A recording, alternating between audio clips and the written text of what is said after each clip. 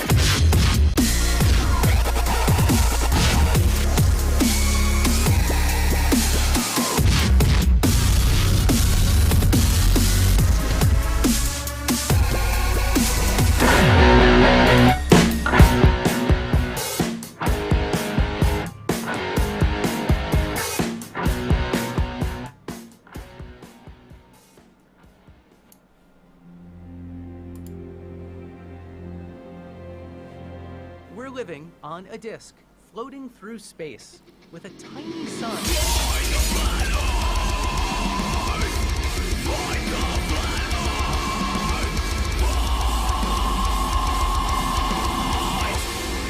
Hey, I'm FTFE and welcome back to the channel that does to stupidity what a Valacadabra does to a muggle.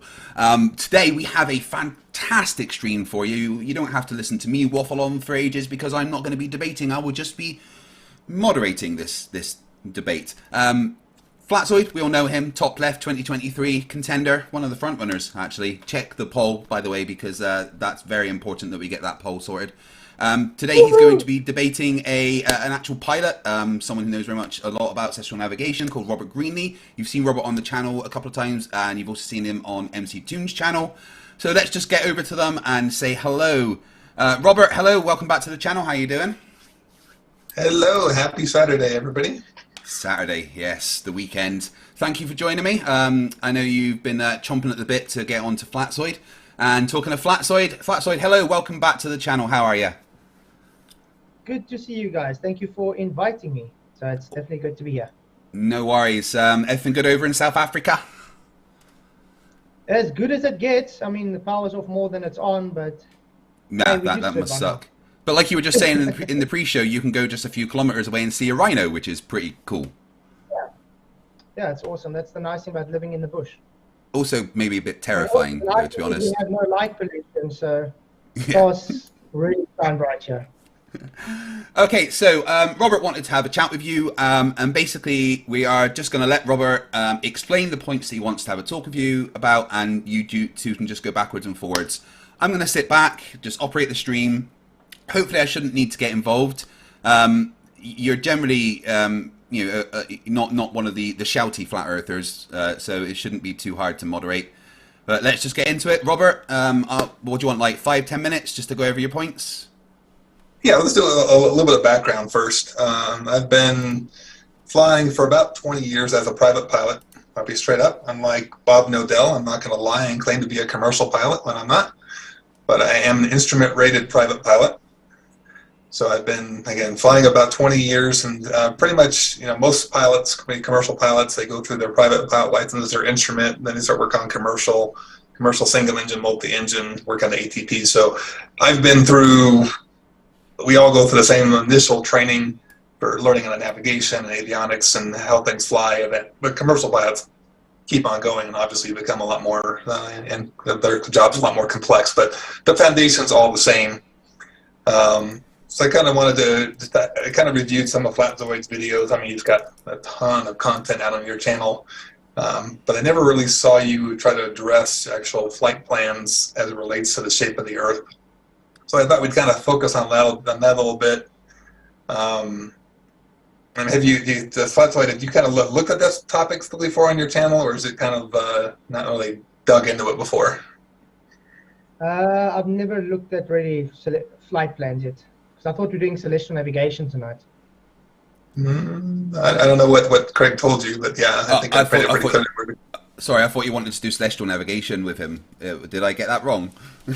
Yeah, you did. That's okay. I don't know why I thought that. First to talk about celestial navigation. Okay, but while I'm here, we can then do flight plans. That's fine. Sure. That is totally my bad. I've been trying to. There's a few debates I've been setting up, and I may have got my wires crossed. So, but anyway. It does. It's kind of bring up a funny story. Once, is I got a chance when I was in the Air Force to fly on a KC-135 tanker flight, and I'm up in the cockpit. And I think the navigator was showing me there's a little hole, or the kind of a valve in the top of the cockpit. And he said that's where they would actually stick the sextant up through the roof of the airplane so they could do celestial navigation as they're flying along. But obviously with GPS, they don't do that anymore. But he said now they just use it to launch golf balls. Yeah, so when the aircraft is pressurized, they'll put a golf ball in the opening of the hole, open the valve, and the airplane will shoot the golf ball a couple hundred feet up in the air. Yeah, they used to use bubble sextants. Yeah. So yeah, I wish I would ever get a chance to take a look at that. So I had to take a drink of water real fast. So my first kind of blanket question, Flatzoid, is you think about a pilot. Obviously, the charts that we use, the flight plans, really have to be accurate. If I'm planning a flight, especially with the long oceanic flight where I'm going 6,000 miles across the ocean. Do you agree that it's probably pretty important that the navigation materials and the maps that I'm using need to be accurate? Definitely. The further you go, the more away from your destination you're going to be fueled. Correct. So if it were something where, it was mapped out on the globe, but the Earth was actually flat and the miles were off by thousands of miles, that would probably be a pretty bad thing when I run out of gas and crash into the ocean. So we're going to look at some real-world flight planning tools, look at some actual commercial flights that are flying multiple times a week. I can kind of compare them, what they look like on the globe versus flat Earth, and see what your feedback is. I'm going to go ahead and share my screen out, if it's okay with you. Yeah, I'll probably need to turn that on 2 secs. Yep. Yeah, sorry, I'm looking back in our conversation, and it says just navigation, not celestial navigation, so that's my bad that I said celestial navigation. Okay. Maybe next time. Yeah. A little bit different, but yeah, luckily I'm, even though I'm just turned 50 this year, I'm young enough. I never had to learn how to do celestial navigation and navigate the airplane. That's good. You right, have to you should be be able to share your little screen. bit older than me. So what we're looking at here, and I'm going to get stupid Zoom. There you go. Get Zoom to send this thing away. I hate Zoom still. Toolbar, go away. Stop it. There you go. There's several kind of, I would say probably the top 4 navigation tools that pilots are using nowadays. The days of us having, a suitcase full of charts, I mean, you've probably all seen, and you see the pilot go into the airplane, go to the airport, he's got his carry-on suitcase with his clothes, and he's got another leather satchel with his 20 pounds of charts. We've moved away from that. I think there's very, very few airlines left in the world who are still doing paper charts, and now everybody's using electronic flight books. So everything's done online. All the charts are on the computers and on the iPads. Is every 42 days, at least in the US, every 42 days updates come out. And it used to be you'd get a binder full of updates, like page by page. You'd have to go through your books and rip out the old one, put the new one in there. Now we literally just fire up the application and say update, and 2 minutes later it's got all the latest charts and updates. So the one I use, which is probably one of the leading ones for general aviation, and GA is basically anything that's not commercial. So that's little airplane pilots like me. It's also your corporate charter flights, private jets, things like that. And I'm not sure many airlines are using ForeFlight, but they certainly could. The military also heavily uses ForeFlight as well. So they've got a contract with them. And ForeFlight was bought out a couple of years ago by Boeing, which I thought was a little bit ironic. At the time, I was working for Boeing, or working for Jeppesen, which is a Boeing company, because Jeppesen is probably one of the leading companies for airlines. So now we've got Boeing, who owns Jeppesen, and ForeFlight. But ForeFlight caters more to general aviation, and the Jeppesen products more to your commercial pilots. And you got competitors from Garmin as well, and Lido is one of the European competitors. So there's probably 4 main companies that do most of flight planning that pilots are using around the world. But they're all very, very similar to each other, and they're all providing the same amount of data. So let's just close out some of these lovely tabs. But I just wanted to show you, this is the application I'm using. It costs me a couple $100 a year to maintain a subscription of this. So it is a paid product that I use, that pretty much everybody who uses it has to pay for it. It's also incredibly complex. I probably use maybe 30% of what the product is capable of, mainly because it has all the functions in there for those, jet pilots that is just simply not me. So I wanted to look at a couple of flights across the southern hemisphere, and the main reason focusing on the southern hemisphere is that's where, excuse me, I take a drink. This may be fun, Craig, if I'm already losing my voice. That's okay. Across the northern hemisphere, distances, longitudinal distances really aren't that much different between the globe and the flat Earth model. But as soon as you start looking at longitudinal distances in the southern hemisphere, on the globe, as you go south of the equator, the longitudinal distances are going to get smaller and smaller until you get to the equator. On flat Earth, they get longer. So it very much distorts and increases the length of the flights. So we'll take a look at this one first. This is Qantas 27 that goes from Sydney to Santiago, Chile. This is kind of the classic one that we bring up quite a bit. And 2 things here. But you can see it did stop during the pandemic, but now they're kind of back into kind of a full flight thing. So you can see it, last one was Friday, Tuesday, so it looks like about 3 days a week they're doing this flight. And it also has the return flight from Santiago back to Sydney. But looking at the flight, it is, that one was many hours behind schedule for some reason. Let's see here. At their departure times, I'm looking for the total flight time. Here we go. So that flight, on average, is about 12 hours for a distance of, where did it go? There it is. So 750 statute miles. Yeah, everything I'm doing is, in fact, pilots generally do this. I wish they would do this on FlightAware as well, as pilots all use nautical miles. So if you need me to, I can convert those, but I've already kind of done a little bit of that math. So this is the 2D version of it. And notice the Great Circle route is kind of dipping down towards Antarctica. So, all too often flat earthers are like, well, why isn't it a straight line? It should just be going straight across the ocean and instead of dipping down. And that's really that Great Circle route because it's a globe. So I'm going to bring up ForeFlight on my iPad because it represents it in a 3-dimensional model. So one moment. Yeah, there it goes. All right, so here's the iPad. And we'll bring out ForeFlight. So anything I create on the ForeFlight web browser, I can essentially come back and pull up on the iPad. And the iPad's what I'm using in the cockpit. So we would plan our flights out, and then as we're flying along, it shows us what we call own ships, but it shows us exactly where we're at, constantly updates the flight plan, any corrections we need to make. And you can kind of see, if I give it this angle, you kind of see that arc as it's going across the bottom of the globe. If I just kind of scroll up to look at this in more of a 3-dimensional model, you can see it actually is a straight line from Sydney over to Santiago, Chile, as it's dipping down towards Antarctica. So it's just the difference between the 2D model that we see here, looking on kind of we'll call it a flat map, the 2D map, versus the 3-dimensional map. So let's look at it on Gleason's map. As soon as I find it real quick, here we go. I need to bring this over. So this is the, I can't scale it very easily here. I made this on my bigger monitor, and that's a little bit too big. Let's just look at it this way. So since there is no flat Earth map that we know of that is accurate or has an accurate scale on it, it just doesn't exist. I think, how many years have we been asking flat earthers, say, well, where's your accurate map? and they say, well, we don't have the means or the billions of dollars that the Globies have to go make an accurate map, but Gleason's map is our closest one.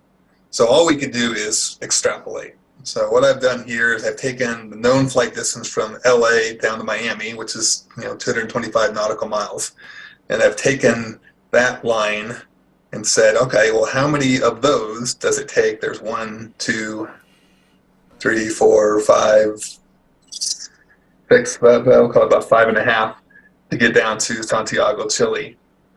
And those, first of all, you notice that the flight path is going pretty much over North America, versus when we look at it from the globe map, it's not doing that. But the key thing is that that flight, extrapolating, again, because there is no accurate map, comes out to 11,542 nautical miles. On the globe, it's only 6,135 nautical miles. So not only is that almost twice the distance to go on the flat Earth map versus the globe map, if we look at the actual range of 787s, the longest range 787 can only fly 7,500 nautical miles nonstop.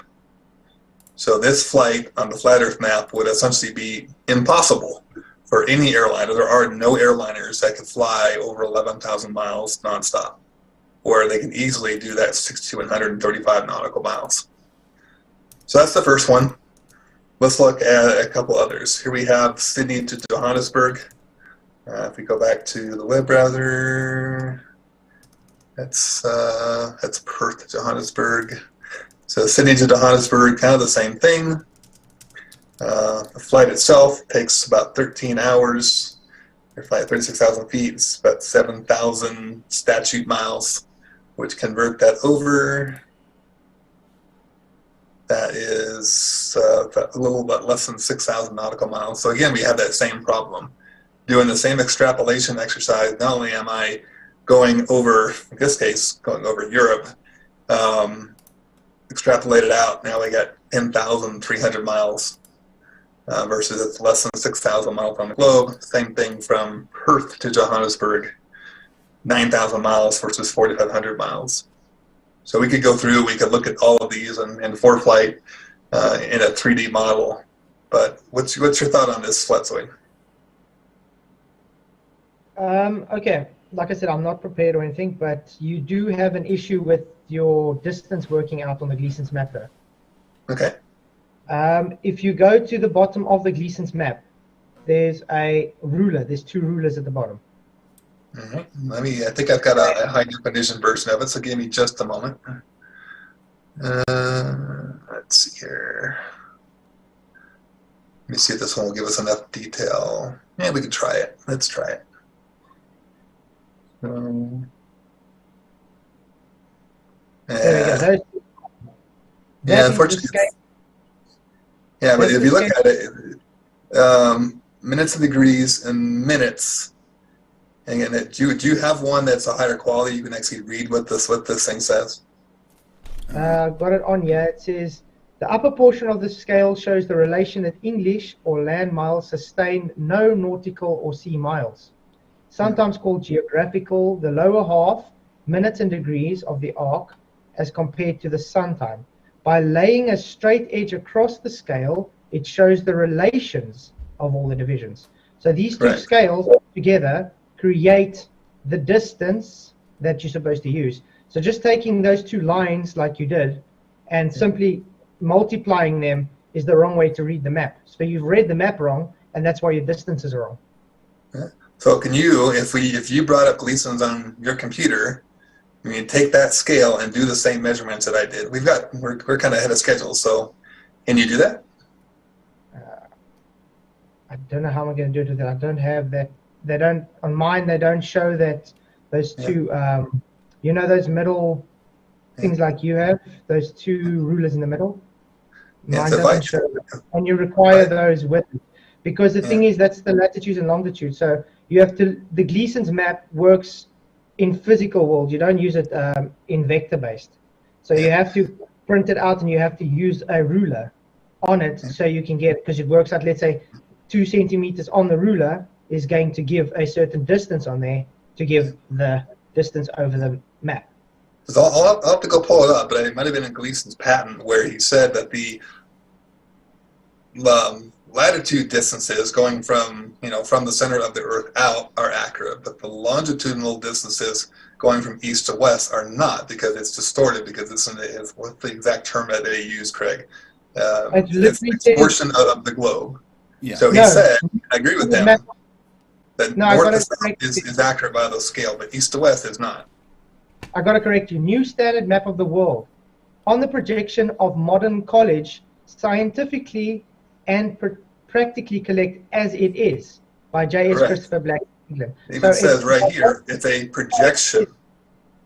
Projection of modern college. Yes, it's which is the globe. Not a globe. No, it's not. It's not of a globe. Do you know what the projection of modern college is from J.S. Christopher? Let's bring it up. Give me a second. Let me go find it real fast. Let's go look at the actual patent from Gleason. Yeah, the J.S. Christopher, modern college. No, I'm not looking at the actual patent from Gleason. Okay, but that's it. It's the projection. This is his map. I'm trying to find the official patent. I don't want to. There's lots of third-party stuff. I'm trying to find his actual patent. This one might be it. No, that's not it. And Craig, if you happen to have it, you can find it in the chat. You want the patent? Yeah, they're looking for the patent for Gleason's map. One sec. Oh, here it is. Yeah. I can put it up on the screen if you need. All right, so I'll bring it back over here.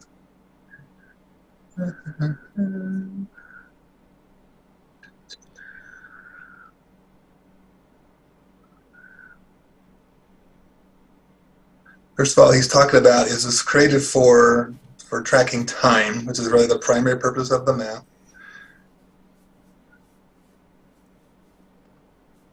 This is what the pins are for measuring the time. Mm-hmm. The purpose of the eyelets. Gotta try to find J.S. Christopher Blackie, England. It says it in the extortion of the map from that of a globe consists mainly in the straightening out of the meridian lines, allowing each to retain their original value from Greenwich, the equator, to the two poles. Correct. That's not the patent we're looking for, though. Yeah. You guys are not using the one from J.S.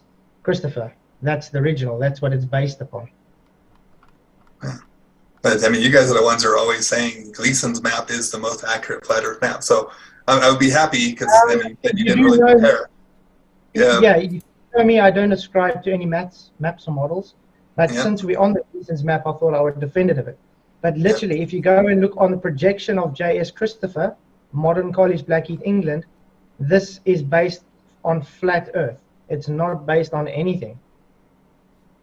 There's no globe. It's not based on any globe. It's factually as it is. It says scientifically and practically correct as it is. Yeah, you understand? Not projected. That's fine. Not projected from a globe. So not this one, right? This is what they're basically saying.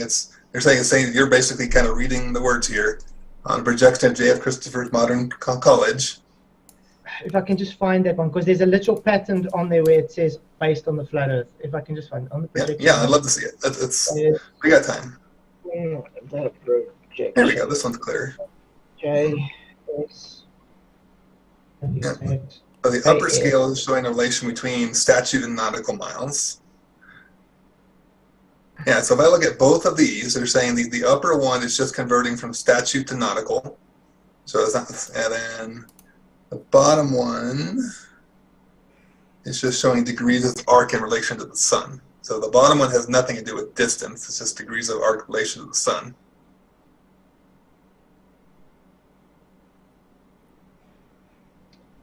I don't know where I'm going to find it. I have to have more time to look for it, because there is an actual patent for it where they literally tell you. Yep. Because it literally, these ones that they're saying it's globe projections, they're taking it later after the 1852. It's not, it's a misrepresentation. The original literally says it's from flat. So let's take this guy. Come on, get out of there. Let's see if we can find this guy. Let's see if we can find the original. This is from Flattered Society. I know you guys love them. Controlled opposition, guys. Yeah. Patent claim. Here we go. Here's the patent claim. And here's a question for you too. Notice in the upper corner it says longitude and time calculator. Why doesn't it say longitude, latitude, and time calculator? Because it's a sundial. It works on a sundial. But it's basically it measures longitude from the center out. It measures time, but it's not measuring. Sorry guys, I just got a super chat. I just want to quickly read it out if you don't mind. Skeptic96, $10 super chat. Thank you very much. He says channel support. Thank you guys. You guys rock.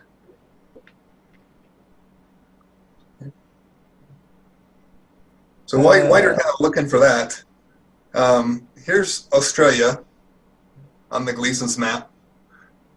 And as you can tell, it's about 3 to 4 times wider than it is high. Do you think that's the right shape for Australia?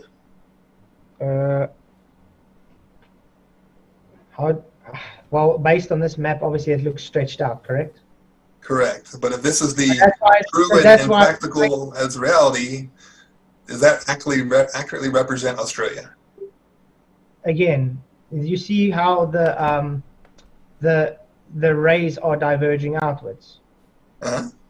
You are calculating for those diverging out rays with these two measurements at the bottom. All right. That's why the distances do work out. Yeah. Even your Mercator map has projection problems. Every map that there is in existence has distortions. All right, so, but you just said that this map is practically correct. So if this is stretched out, it's not correct. Again, the map like that is not actually elongated like that. It's in relation to how you work out the longitude and latitudes that's diverging out based on the map. That's why you have these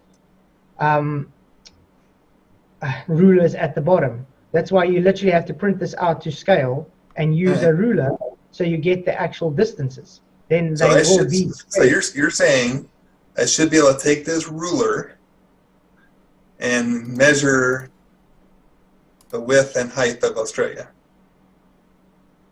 Right? It should give you the correct measurements according to the map. Mandela Effect, thank you very much for your £2 super chat. Not much, but it all counts. Thanks, mate.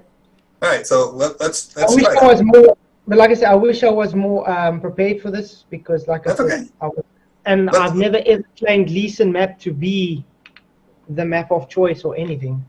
Okay, so well, let me think about this for a second. How am I going to do this easily? I'm going to just try something real quick. I'm going to basically capture the ruler. Okay. I'm going to bring it over to the side for a second. And I don't want to do that. I just changed the scale on accident. I got to redo it. I'm going to make sure that we're not thinking we're doing any cheating. I'm going to capture the ruler. And then I just want to scroll. I don't want to change the zoom. All right. That should work because now you're copying and pasting. Capture Australia.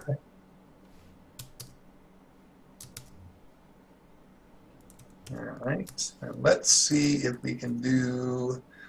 Let's bring them. I hate to go into MS Pink. That's really, really ghetto, but you know what? It may work. So we're going to basically put both things. We're going to copy this over into here. And we're going to bring our ruler over. Perhaps I got to copy it first. Now we have our ruler. Can I rotate the ruler? When I rotate the ruler in here, I can do this. No, I want to rotate a certain percentage. Come on, Microsoft. Well, we'll have to do it a little bit differently here. I got another idea. Let's just do it this way. All right. So now I can take the distance from here to here, and I can copy that, And now I can bring, oops, I do. I can grab that line, and I can bring it down, place it over the ruler. We found the patent, by the way. Okay. All right, and then let's do north-south. Could you post that pattern in my chat, Flatzoid? Okay, I'll get it quickly. Yeah. So this is the kind of the highest point of Australia, north to south. So we're going to copy that one as well. Put over the pencil, and we'll just drop him right down below it.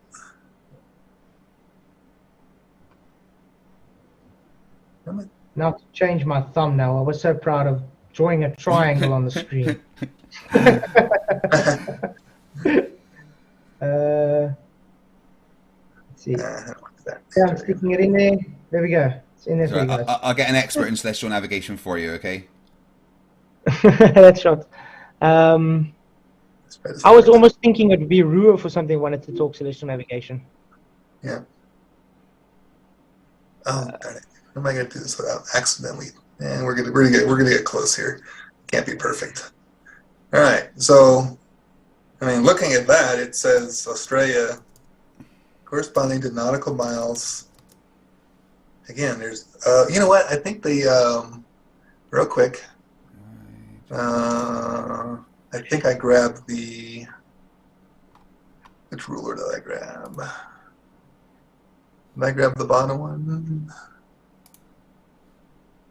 Nope, I did. I grabbed the right one. Cool. So I want to make sure.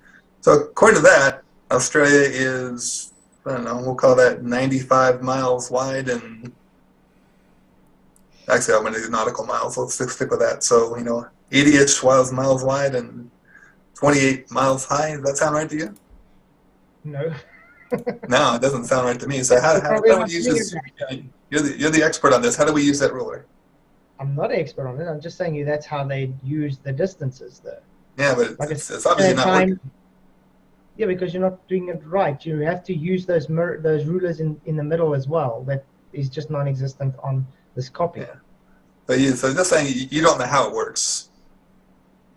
Not 100%, no, because I was not prepared for this debate. That's how it works. All right, so let's look at it on the globe model real fast, because you know you're saying that we don't have, that globies don't have a model, but you know we do, because you're looking at it right here. This is an accurate model of the globe, accurate down to the centimeter level. You do know that the globe only has models; they don't have a model. Yeah. Now this is the model. This is as accurate as you can get for navigation. So we're gonna pick an airport in the northernmost part of Australia, and we're gonna add that to the route. YNPE, and then we're gonna go just the airport. Cool. And then we're gonna go pick an airport as far south in Australia as we can get. So we got YMAV. So let's see, we got one even further south. I want us to kind of stay in line. Yeah, let's call it close enough. YMAV.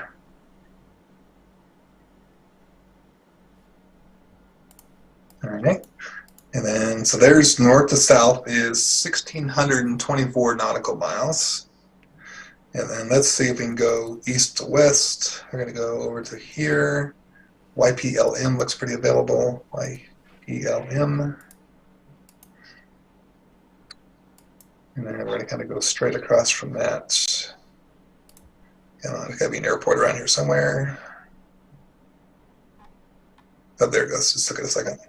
I want to find, you do know this thing you use this app using now. That's not a map. That's a projection. They use the Mercator maps, correct? Actually, this is not Mercator. This is the actual. So maps are two-dimensional, correct? This one's not. This is actually three-dimensional. No, that's not a map. They designed this one to be three-dimensional, so there's no distortion. If you go into their data, it's based on the Mercator map. This globe you are seeing, they're taking the measurements on the Mercator and they're wrapping it around the globe. This one's actually based on WS84, which is not based on Mercator. It's based on globe. WS84 The Mercator is based on the WGS84, by the way. It's a So let's look at this real fast. That's how it's made. Our nav log. So from the first two airports, as I mentioned, was 1,624 nautical miles. But then that last leg, which is your east to west, is 2136. So we got 1624 by 2136. So dimensions map what Australia kind of physically looks like on this map, and certainly nowhere anywhere near the stretched out monstrosity that we see here. Again, the drawing of the map is not its true dimensions. It's got to take into account the rulers. That's why they got all the rulers put in there. Yeah. So if I were to pose a challenge for you, because I know you love making videos, do you want to make a future video where you actually do the measurements and come back and show us what that looks like? I will do it because I've even seen people do it before as well. So I can do it. Okay, cool. All right. I can find the right map. All right, we'll put that out there. But I got another But one I to want ask to you. know, based on your globe key there, can you quickly go to Greenland for me and tell me, is that the right dimensions? Yeah. And Africa as well. Yep. Because they are distorted on your globe. Yep. Here's Greenland. Oh, I don't think you're showing it anymore, are you? Oops. Sorry. I clicked away from it. My bad. Yeah. There's Greenland in relation to the United States, so it's not huge like it is on stretched out maps. Ah, so it's not an accurate map then, it's stretched out. No, saying this is. I'm saying when you look at 2D maps and Greenland's like absolutely massive, I mean, that looks pretty accurate. And if we go, let me see if I can find this website. Can you quickly get the data that they use to map the sphere out? Not quickly. That'll be down inside of their databases. I'm sure I could probably find it. But you'll be able to get in the source code, correct? Yeah. So let's look at. Come on. Do you ever use this kind of cool website? They basically go through and compare. The Mercator. You see here, this is what you're talking about, where Greenland's just this absolutely massive monstrosity sitting out there. Yep. And remember in the beginning when you tried to show us the distances from flying from one place to another, with that so-called arc, that you were showing, the Great Circle route, it was on the Mercator. Yeah. And the arc is because you can't represent a 3D path on a 2D map. That's that Great Circle route. So let's take sailors, for instance. They use the Mercator map, correct, to travel? Yeah. I wish I could rotate this, but it's not letting me rotate it. But yeah, you can kind of see as I overlay the United States, I know it distorts when I bring it up here. I wonder if I could do this. There's a way I could do, come on.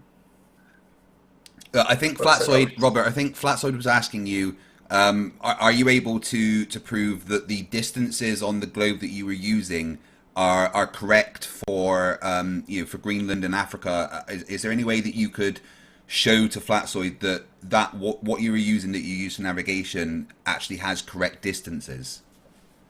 Yeah, I mean, I could do just like I just did in Australia, where it would actually measure from north to south, east to west, and then compare that against geographic data for the countries and see if it matches up. Yeah. So where I is did it it with you, Australia, I could do it with Greenland as well. Flatzoid, where is it you claim that the distortions are on the globe? Did you say in Africa and Greenland would both be distorted? On the Mercator, and he used the Mercator map in the beginning of his presentation to make his distance. Yeah, well, no, he used the Mercator map to show you what the flight path looked like on a flat map. The distances were done on the distances were done on the globe thing that he was showing there. That globe thing that he's showing there is based on the Mercator map being distorted around the globe. That globe is not a map. That globe is literally just a CGI representative of the sphered Mercator map, you can say. Right, so the globe that he uses for the navigation. Right, okay. Remember, the distances plotted in are actual surveyed distances based on the WGS84. Yeah. So let's add that, because obviously we can argue about that next hour. But you know the product we're using. My point is literally debunking your whole argument. No, you haven't debunked anything. You've made a claim that you can't Did you justify. watch, So I'm saying I want you to go back and when you just hang on. One at a time, guys. One at a time, guys. Point. Yeah, let Flatzoid finish his point, Robert, if that's okay. Yeah. All right. When I had Andrew Johnston on the other night, remember when he was showing the triangulation distance measurements from point A to point B, which was over 4,000 kilometers on a horizontal surface base. It was based on surveying. That's exactly what all the distances are on your globe as well. It's just taken that plotting data from surveying and placed it on the GWS 84 elliptical belief, and they just mimicked it onto a globe. That's all. Yeah. Do you understand? So they've stretched out those plotting data and placed it onto the globe, because a globe is not a map. It's just a 3D representation of a map. A map is two-dimensional. Maps don't have to be two-dimensional. You can have three-dimensional maps. So you asked about, was on my globe map here, was Greenland, was it basically distorted? They kind of took the true size app, whether you trust this or not, but this is actually pretty cool. I think it's been pretty accurate. The Greenland just kind of barely fits in the middle of the United States. So just kind of, there's Greenland right in the middle, bring over, show the US.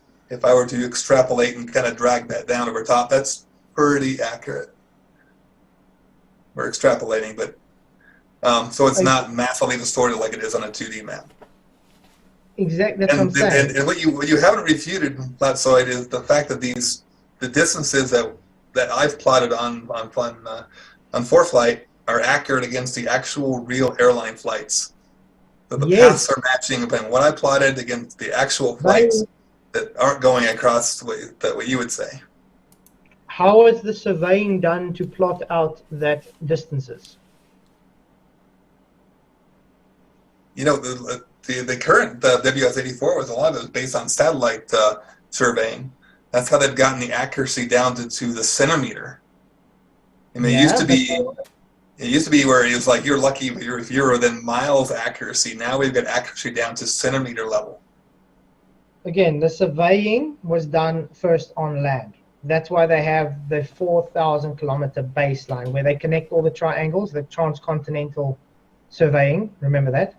So they literally measured a horizontal surface distance from point A to point B, and they came to 4,000 kilometers. Now that's the data plotted, and their whole information is taken from surveying data. You created the model around the surveyed data, so obviously they're going to make it fit because it's taken from actual data that was surveyed. But that surveyed data was taken flat. So if your claim is that the data which they're using was falsified to make it look like a globe? Nope. The data is correct. Yeah. The data was measured over a horizontal surface distance. The map afterwards, the model you're using here, is literally taking the data from those flat measurements to make it. Yeah.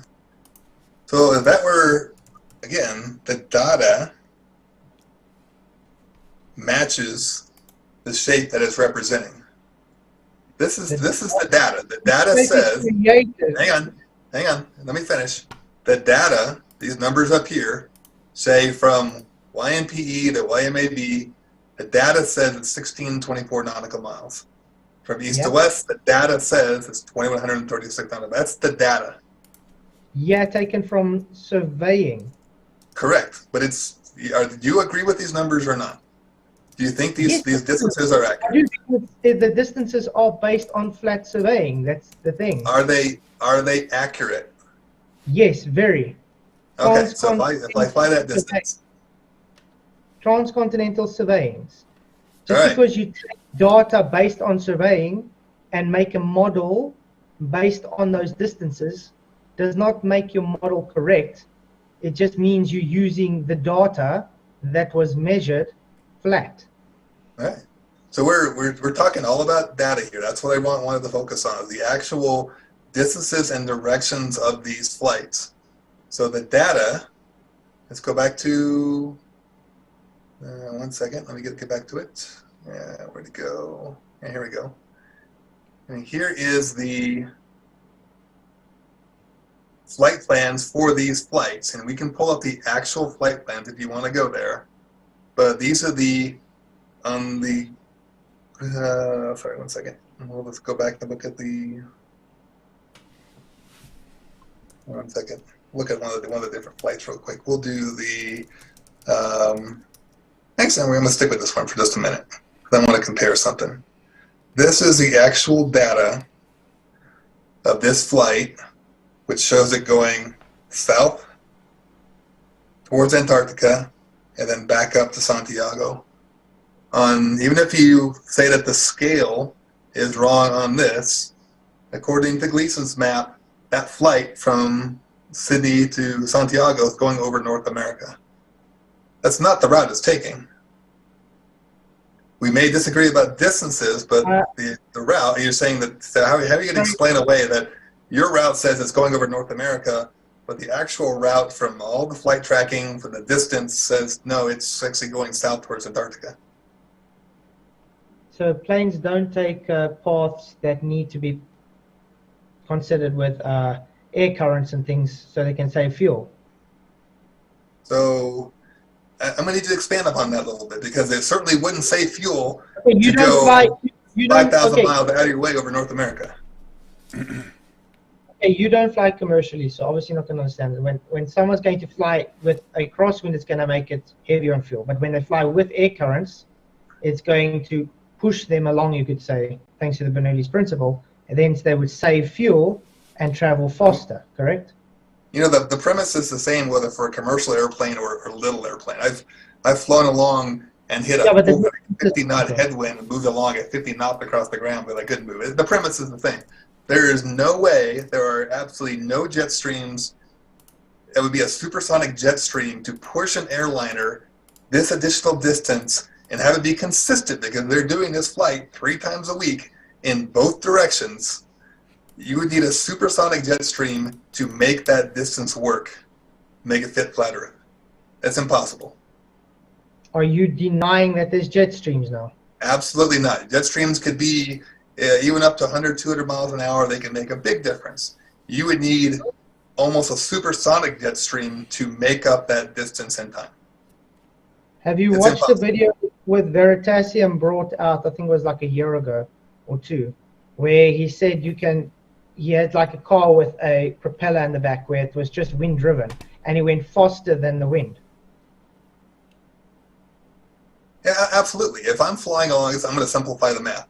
If I'm flying along at 100 knots and I have a 20-knot headwind, now I'm only going 80 knots across the ground. If I have a 20-knot tailwind, now I'm going 120 knots across the ground.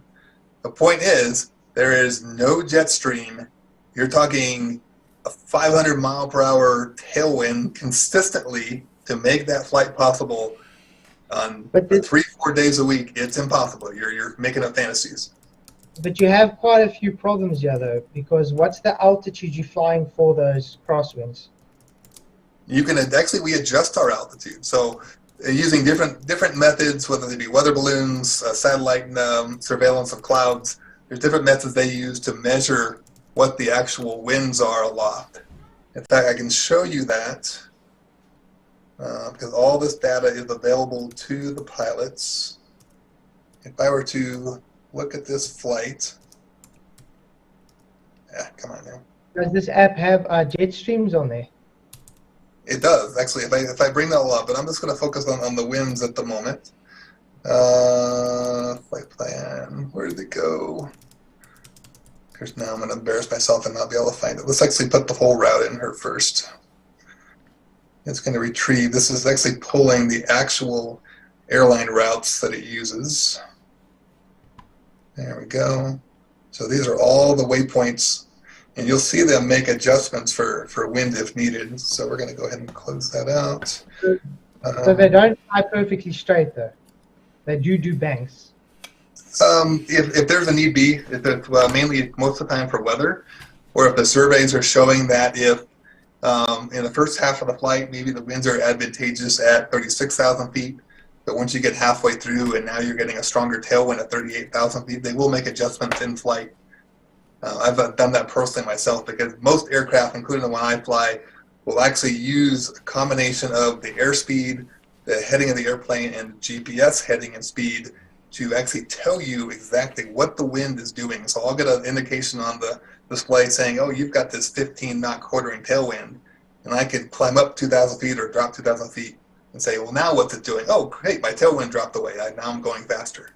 So we can use those tools to adjust for all of that. Okay, now I want to ask you, that flight you say they go there and back, do they take the exact same flight path back as they took one way? Let's look at it real fast. That should be interesting. Yep, that's because the one way it would make sense because they can take the crosswinds. Yep, let's take a look. So Qantas There we go, 27. Hang on. Let's bring up FlightAware. Let's do the opposite direction. I don't remember what flight number it is, so I got to look it up. So now we're going to go from SCL to SYD. SCL to SYD. And search for the flight.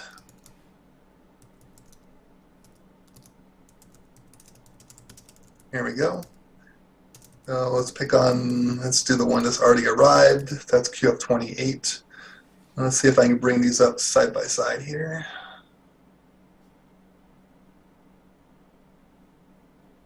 Just we can look at both of them.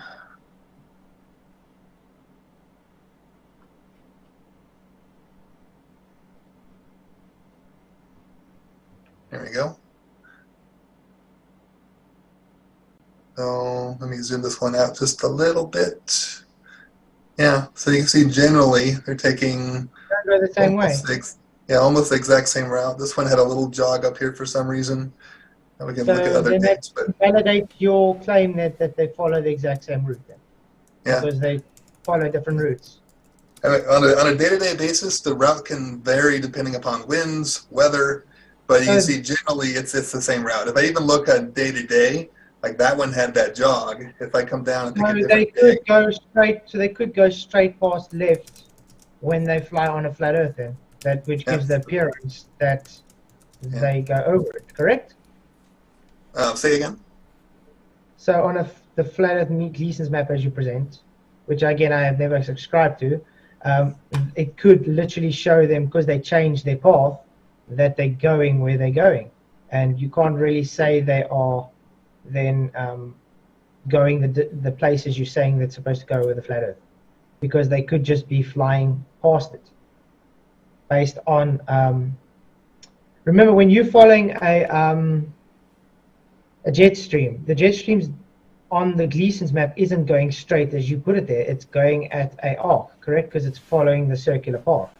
So then they would be following the jet stream, which would be circular, and that would go around those land masses that you're saying they're should be flying over, which they don't. Here's the problem with jet streams is it's not just like constantly going. I don't want U.S. I want worldwide jet streams. Come on, it's not like they're just circling around, whether it be the globe or flat Earth. If we looked at, you notice the jet stream are actually going up and down, up and down. I'm trying to Only find on your globe it goes up and down, not on the Gleason. Yeah. Only no, on even on Gleason, it's still going to do that. no, So they're not just. Yeah, so along the flight of this path, they could be dipping in and out of the jet stream and getting different winds. That's the problem. Your globe shows it goes up and down. Flatten that out to make sure on the Gleason it shows it perfectly circular, not up and down. So let's look at this one. So you see it dipping down from Seattle towards Texas and going back up. Let's bring it up on Gleason. So here's our arc going this way. Oops, gotta move this out of the way here. So here's the arc, but that jet stream, I can do this free form. Here we go. The jet stream is doing that. So it's not following those lines. It's dipping in and going back up again. So even on a flat Earth map, if I'm crossing across it, I'm getting various winds I'm just trying to find. There's a. I used to have it up, but I know they took it off the actual site, where they show it on the AE projection. They took the actual AE projection off the site because it showed this. I wonder if I You can could always use find the it. Wayback Machine to get a previous version. AE map. I'll try to quickly see that because there are videos still of it before they took it down. Jetstream. Patrick Shank even had it on his channel recently still. Because that's why you guys have gyres and stuff, you know? Well, we have what, sorry? Jetstream. Gyres, because that's where you claim to have Coriolis and all this. Gyros, did you say, sorry? Yeah, we're not sure what gyres is. Yeah. Gyres are because of the spin, and that gives the gyres. Yeah, I'm not sure what that word is, though. What does gyres mean? Do you mean gyros? It's the point Gyros. where they are near. No, gyres. You know the points on Earth where all the stuff accumulates together, all the rubbish in the oceans? Those Those okay. are called gyres. Okay, yeah, I hadn't heard that term before. No, I've never heard that term before. You learn something new every day. Wait, did the Flat Earther just teach us something? Oh shit, what's happening? Yeah, oh my goodness. Well, I also just Right. taught you guys that your data is based on Yeah, that we Okay. need to get into. Yeah. based on facts. All right, so let's look at something a little bit different for a moment. So you still look at the screen again, Flatzoid? I'm still looking for it. I'm trying to look for the. That's okay. But If anybody in my chat, I'm just gonna ask the people in my chat if you guys know where we can get where it shows the jet streams over AE map, it would be very much appreciated, guys, because it's very difficult to get hold of let me these see days. if I They can- literally took it down. that stream. They So- took it down. So just to clarify what you're saying, Flatzoid, that the countries as they're depicted on the globe are not accurate. The data is accurate. The 3D representation is based on the accurate measurements, which is done with surveying, which is flat. So if you took the distances on the globe and actually measured them, it wouldn't match what reality says. The data is correct. The distances are 100% correct. Hence the transcontinental surveying. But Your distances, your data you're plotting onto that globe takes those actual distances and just places it onto. how does it fit on a globe if it's flat though? That you can't do that. Do you know what transcontinental? The Can- transcontinental sorry, can I just- triangulation of the American arc of the parallel. Yeah, I know what you're talking about. I'm just if the if the Earth is flat and the countries are measured correctly, then they can't also be the correct representation on a globe with the correct measurements. So Yes, they can. What- Because all that happens is that the different continents are just spread out and, how can I say it, formed into their relative positions on a sphere. That's all.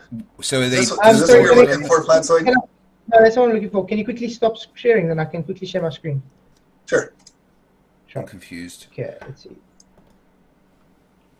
There we go.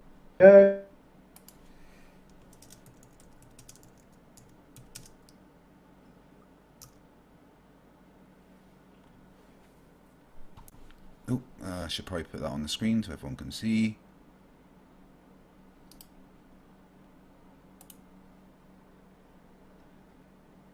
Right, so what you're showing here is what the jet streams would look like if the AE map was correct. Oh yeah, Flatzoid can't talk when he's screen sharing for some reason.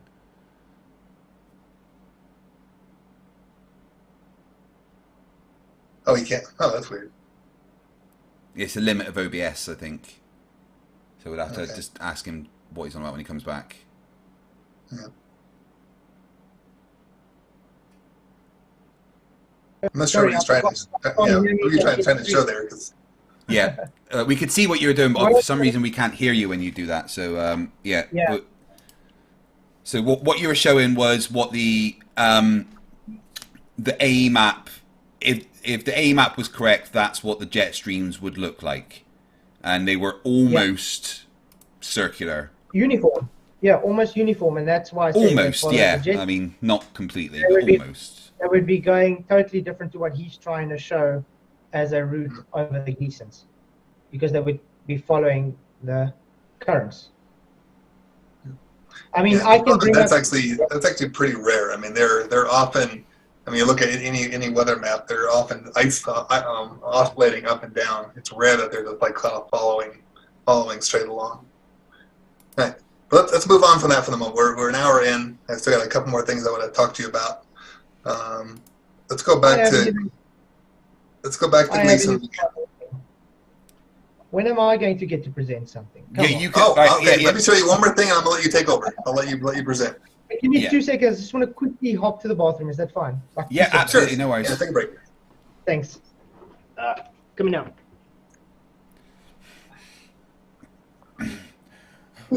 Robert, he said that the globe isn't accurate, but it also is at the same time. Yeah, the data based on the maps is accurate, but the map itself on the data is not accurate. I don't understand what that means. I don't either. Well, it means that he can't answer it, so he's making up stuff. I'm screaming in the background. You've no idea how much. That's why I've not had myself on camera, because, like, you know. Okay, guys, I did hear your conversation. Yes, I did explain. That's fine. We don't mind. It's all right. It's right. We're just poking.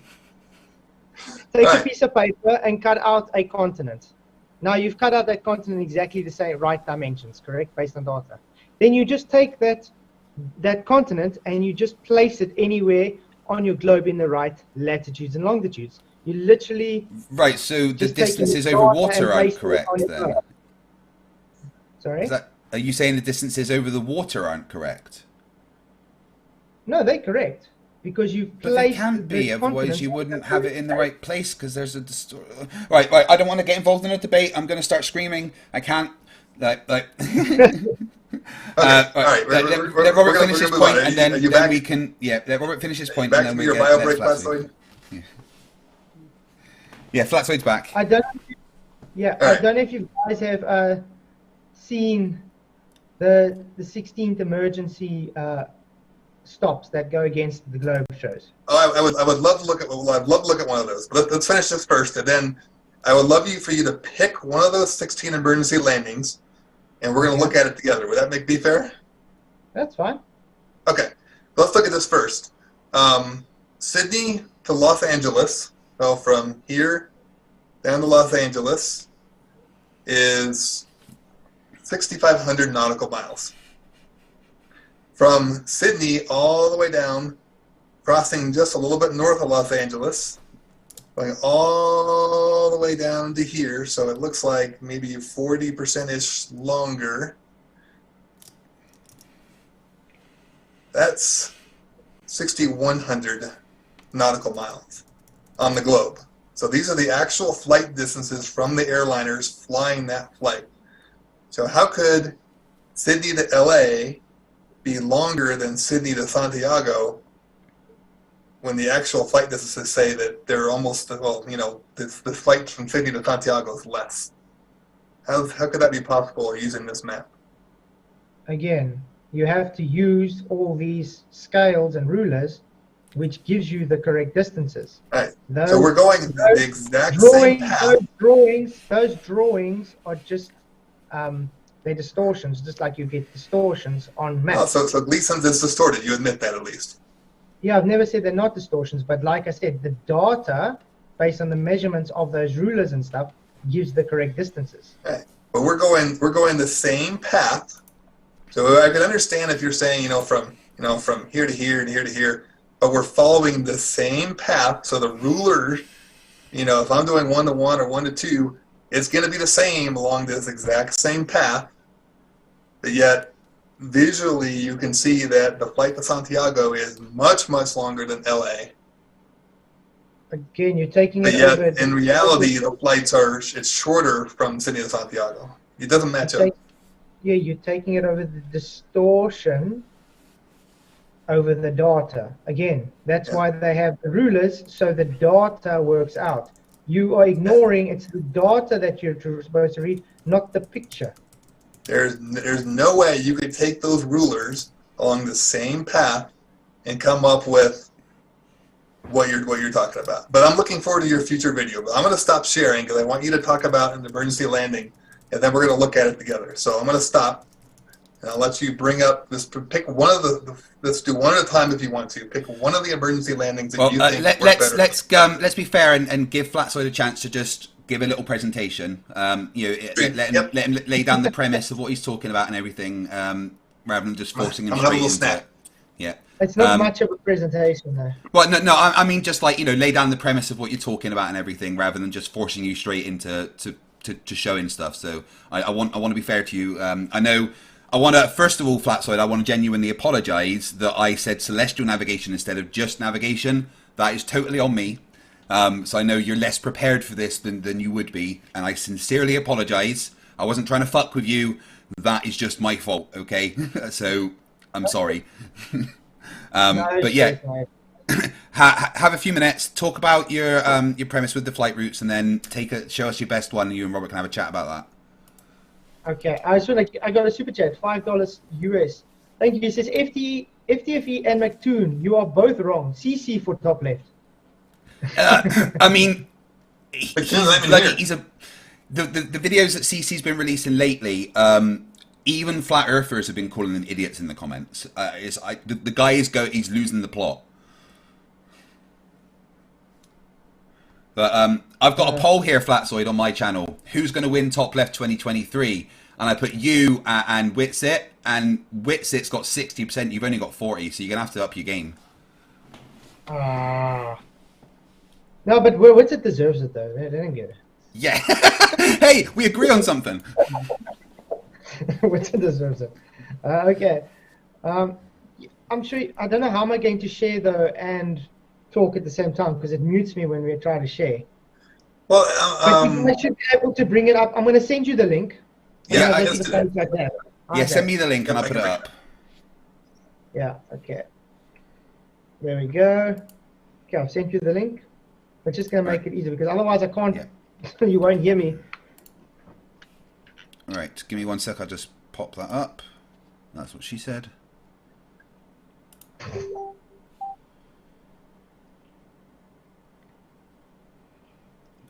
Slowly opening this document. My hamsters are struggling, clearly. He must have sent the link to it directly to you versus putting it on the in the Zoom chat. Number 2 is best, actually. I think number 2 works awesome. China Airlines flight. Yeah, he must have sent you the book for all of the emergency landings. Yeah, it's just a PDF. Yeah, it's all right. It's 40% there. We get there. Yeah, you got to remember that Craig's got dial-up at home, so that's. I would have liked more to talk about flight dynamics as flight paths, though, because, like I said, I don't really ascribe to any maps or models. Sure. But, I mean, I'm just having fun with it since we are on the flight paths. This reminds me, I asked Wolfie to do a thing a while back with the compass and stuff. I think there's a reason why he doesn't want to show it. You might. I chat with him occasionally. I'll ask him. I chat with Wolfie quite often. We'll get him to do anything you want. Well, not anything. Don't ask him to dance naked or something. That's not going to happen. I don't know if I want to see that. No, not again. I mean, what? Twerk with a red pink thong. That's for OnlyFans, right? Okay, here's your 16 emergency landings. Which one we go into? Take number 2.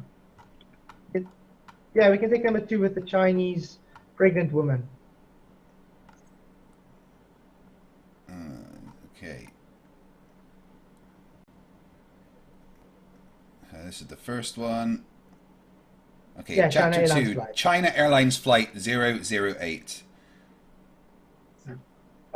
Yeah, so it's forcing a pilot to make an emergency landing in Alaska, I think it was. Okay. So there's a lady giving birth on board on China Airlines Flight 008, and they were flying from Taiwan to LAX, which is is this route here from Taipei in Thailand over to LAX in Los Angeles. Yeah. And that's what it would look like on the azimuthal equidistant projection map. Yeah, because they stopped over in Alaska. Where's Alaska based on that flight route on a globe? Okay, so they stopped in Alaska, which is here, right?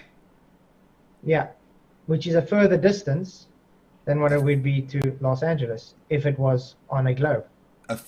Well, where did the emergency take place? So the problem here is that they didn't use, even if they had used Google Earth to do it, it probably would have been more accurate. But so the premise is that their claim is on the globe, it would be faster to go to Hawaii than Alaska. Uh-huh. So let me finish mapping this real fast using ForeFlight. Almost there. PHNL. PHNL. Would you like to have another debate on flight dynamics sometime? Sure, yeah. And we could even talk about it a little bit today if we have time, but let's see, PHNL. Okay. And then I'm going to look up ICAO codes real fast. So. Oh, they say my stream went down. Oh, shit. Why is it going down? Oh. Sorry, I just want to try and start it up again. It still shows us up for me watching it. Oh, I'm about 30 seconds behind. Okay, it's sending the data again. I don't know why that happened, because I didn't end it. It says your stream's ended. Yeah, guys, it's gonna... Yeah, it says putting me onto another video. Yeah, so now it's sending the new link. Oh, that's a bummer. New link. That sucks. Sorry, yeah, internet, YouTube. Obviously, you're getting too close to the truth, and NASA had to shut you down, right? Yeah. It's Right, Murphy. okay. He works for the Masons. So, this China Airlines flight, during the flight, just so the people watching know what we're talking about, during the flight, a lady started giving birth, and they diverted the flight to Alaska.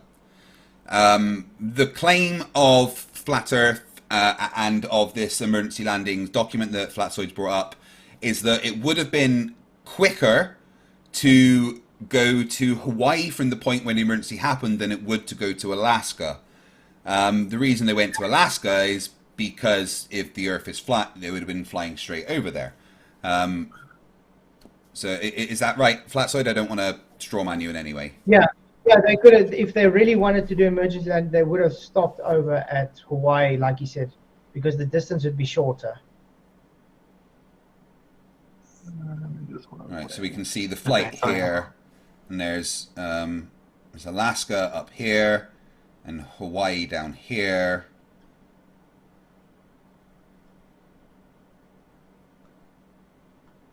So are you mapping that out? Are you, Robert? It's just give me I'm trying to do it in the actual thing. Give me 1 second here. Yeah. No. No stress. It's just being a pain in my butt here. 1 second. So I want to go from.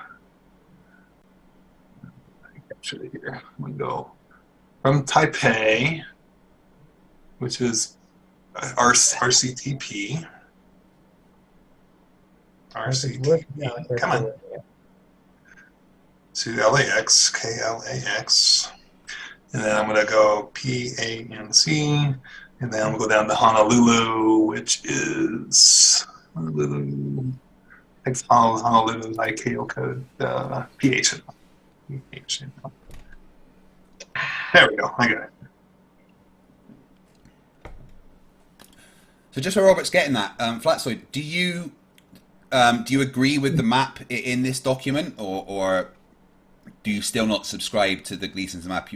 I don't ascribe to any maps or models. I can say we can use it, but there is definitely discrepancies in it, just like there's discrepancies in any globe map as well.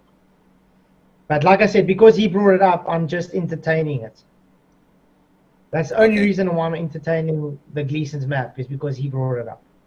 Fair enough. Unfortunately, it's the only one that flat earthers have. So If there were something that was more accurate, we could go with it. All right. When I use a map for navigation, I use very accurate maps that is literally just sectional maps, you can say. So it's a map that is sectional from, let's say, 1,000 kilometers, and then you use a total different 1,000 kilometers in the next section. So I'm going to take over sharing. And I haven't had any issues with them before. Yeah. So what I've done here is I basically went from Taipei on the left straight to LA, so that's the direct route on the globe. Again, looking at the three-dimensional model. I'm not looking at a 2D model.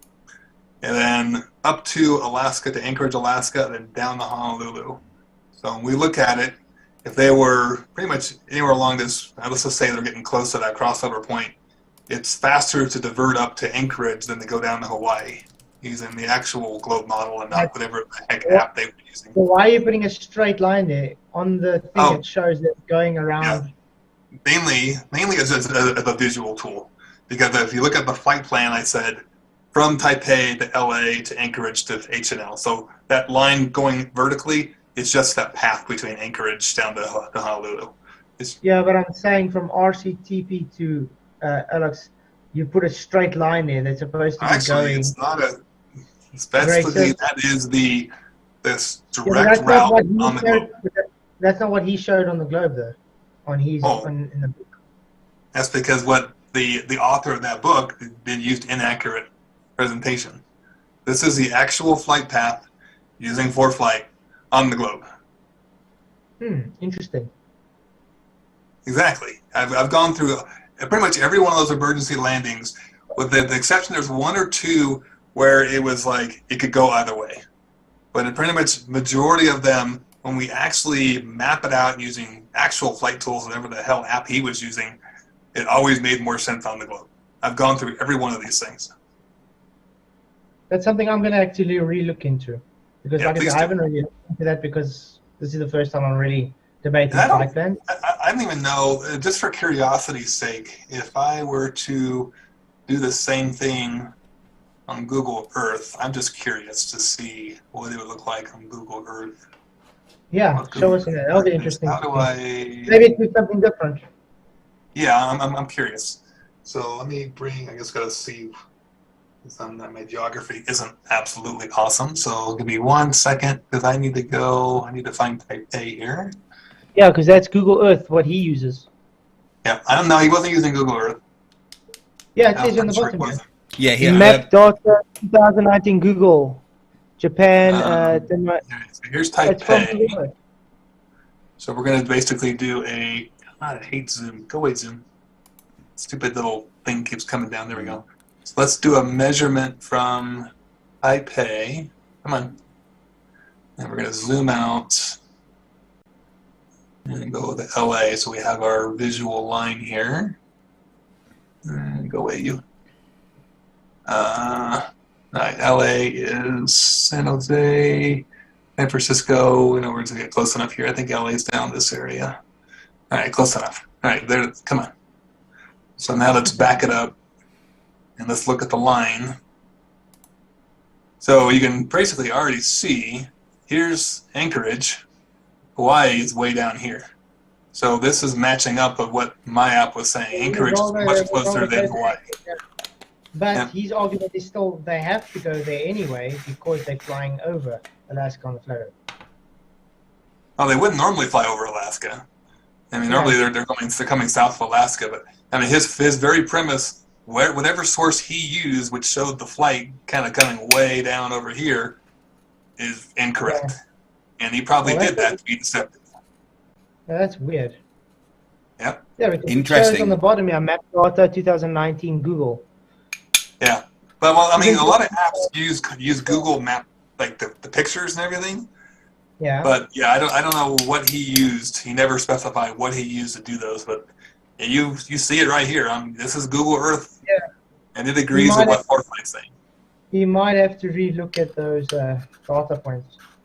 Yeah, and we can look at additional ones if you want to. But I've looked at every single one, and they've all proved out that make more sense on the globe, except for the 2 or 3 that was like a wash. Yeah. But Okay. like I said, I'll also look into this as more because I haven't Sure, looked into absolutely. the stuff. So Why don't we have a little chat about flight dynamics? Because I know Flatzoid can't stay too late because South Africa's in the future. So yeah, why it's don't 20 we? past 12. Let's talk about it a little bit. It's 20 past 12 already. Yeah. So are you okay to go for like another half an hour, Flatzoid? Yeah, that's fine with me. Cool. So you wanted to talk to Robert about flight dynamics. Do you want to start the conversation? Yeah, I would just like to find out. When you're flying, are you saying that the Atmo is moving with your plane, with the Earth, or is it moving freely? I'm sorry, so say again one more time. When you're flying an airplane, would you think that the Atmo, the wind or stuff, is moving with the Earth, or is it moving freely? As a whole, the atmosphere is moving with the Earth. But I say that as a whole because we know that there's variations for winds and jet streams. It's not like this, everything's in lockstep. And as a whole, the whole thing is moving together with variations for all the stuff we talked about. Great. But winds can change direction. Absolutely. The bane of pilot existence when you get a 50 knot headwind. Awesome. Yeah. So that can change your. So there are no Coriolis then. Coriolis doesn't really affect airplanes very much because, we talk about Coriolis and the effect of, I'm shooting an artillery round 10 miles from, let's say, from the equator south, and it's an unguided projectile. An aircraft is constantly adjusting for winds and for other things, so it's not like, I launch the aircraft and I let go of the controls and no adjustments are made the entire flight. We're constantly adjusting to maintain on course. So I'd say winds have thousands of times more impact on the airplane than Coriolis ever would. Yeah, I agree. Winds have much more impact on any projectile, even bullets and artillery and everything in the long distance, because And we're talking about not my expertise at all. I mean, I do a lot of pistol shooting, but nothing long range. But we're talking about a sniper shooting something a mile away, and they're adjusting for that much distance. Does an airplane care about that? We don't. That's the thing. They don't adjust for Coriolis though. It matters. The problem is they don't adjust for Coriolis though. They only adjust for wind. We could debate that, and I've seen plenty of actual artillery manuals from the Army saying they do, but that's not our topic. Yeah, but anyway, I've got even interviews from a guy that does long-range shooting that says he believes in Coriolis, but he can't do any data to show that he does adjust for it. Yeah, well, airplane. I would tell you, on airplane pilots, helicopter pilots in general, we don't adjust for Coriolis because it's such a minor impact that we don't care. Yeah, well, yeah, because Coriolis would anyway just be observed from the ground upwards anyway. Yeah, that doesn't matter to us. Really. Great.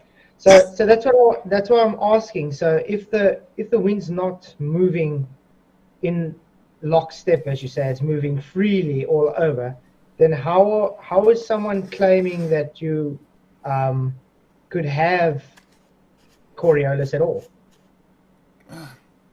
Or like hurricanes, I mean. Shut up, Craig. Shut up, Craig. I mean, it's not, I wouldn't say it's definitely my area of expertise, but I mean, you look at a hurricane that's hundreds of miles around, that difference in rotational speed at, say, the north part of the hurricane versus the south part of the hurricane, that's quite a bit of difference. And I mean, as flat earthers love to say, the Earth spins at 1,000 miles an hour. Well, it doesn't. It spins one time per day. But let's just say, at the 100 mile, I'm fully this hypothesizing here, but let's say we're 50 miles south of the equator. The Earth is rotating at 950 miles an hour, but we go a couple hundred miles south, and now the rotational speed of the Earth is 800 miles an hour. So that's a 100 mile per hour difference of wind shear caused by Coriolis, which creates that rotational effect. And that's why hurricanes and typhoons rotate opposite directions depending upon if they're north or south of the equator. So tangential speed would change. Yeah. So you do understand that the ground would have what we call rim velocity. I'm sorry, your microphone's kind of like distant, so it sounds like you can say it's kind of hard to understand you. That's what I'm saying. So you would understand the ground would have what we call rim velocity. The ground? Yeah, because remember, you're flying relative to the ground, to the surface of Earth. You're talking about the Might be tangential flying speed of relative the to Earth. Right? to the air I'm flying in. Because the air is not in lockstep. So that Yeah. means you traveling in free moving air that's not in lockstep. So let's say the ground is moving now at a latitude at 800 miles an hour, and you flying opposite to the rotation of Earth. Remember, you're not going with the lockstep of the wind because, I mean, the atmosphere is not in lockstep. Would that mean that you are flying against Earth's rotation, and that means you'll get to your destination faster or slower? All right, so let's expand upon that a little bit. If let's say I'm flying along at the equator, so the airplane's sitting on the ground at the equator. Let's somebody take wind out of the picture. There is no wind right now, so wind is 0. I take off, and I'm flying eastbound. My tangential speed on the ground with the Earth was 1,000 miles per hour, right? Yeah. Okay. All right. So now I've taken off, and I'm flying eastbound along the equator. So I still have that initial speed I had when I left the ground of 1,000 miles per hour, right? Okay. But now I've added 500 miles per hour of airspeed. So you could say my tangential speed is now 1,500 miles per hour. Great. So then But it's I'm still only going 500 miles per hour in relation to the ground. I may be going. But why would you only be going in relation to the ground 500 miles, but you're not?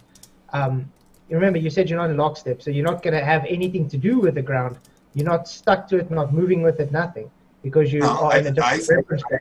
I said that as a whole, the atmosphere is moving with the Earth. And that's why I said we're pretending there's no wind.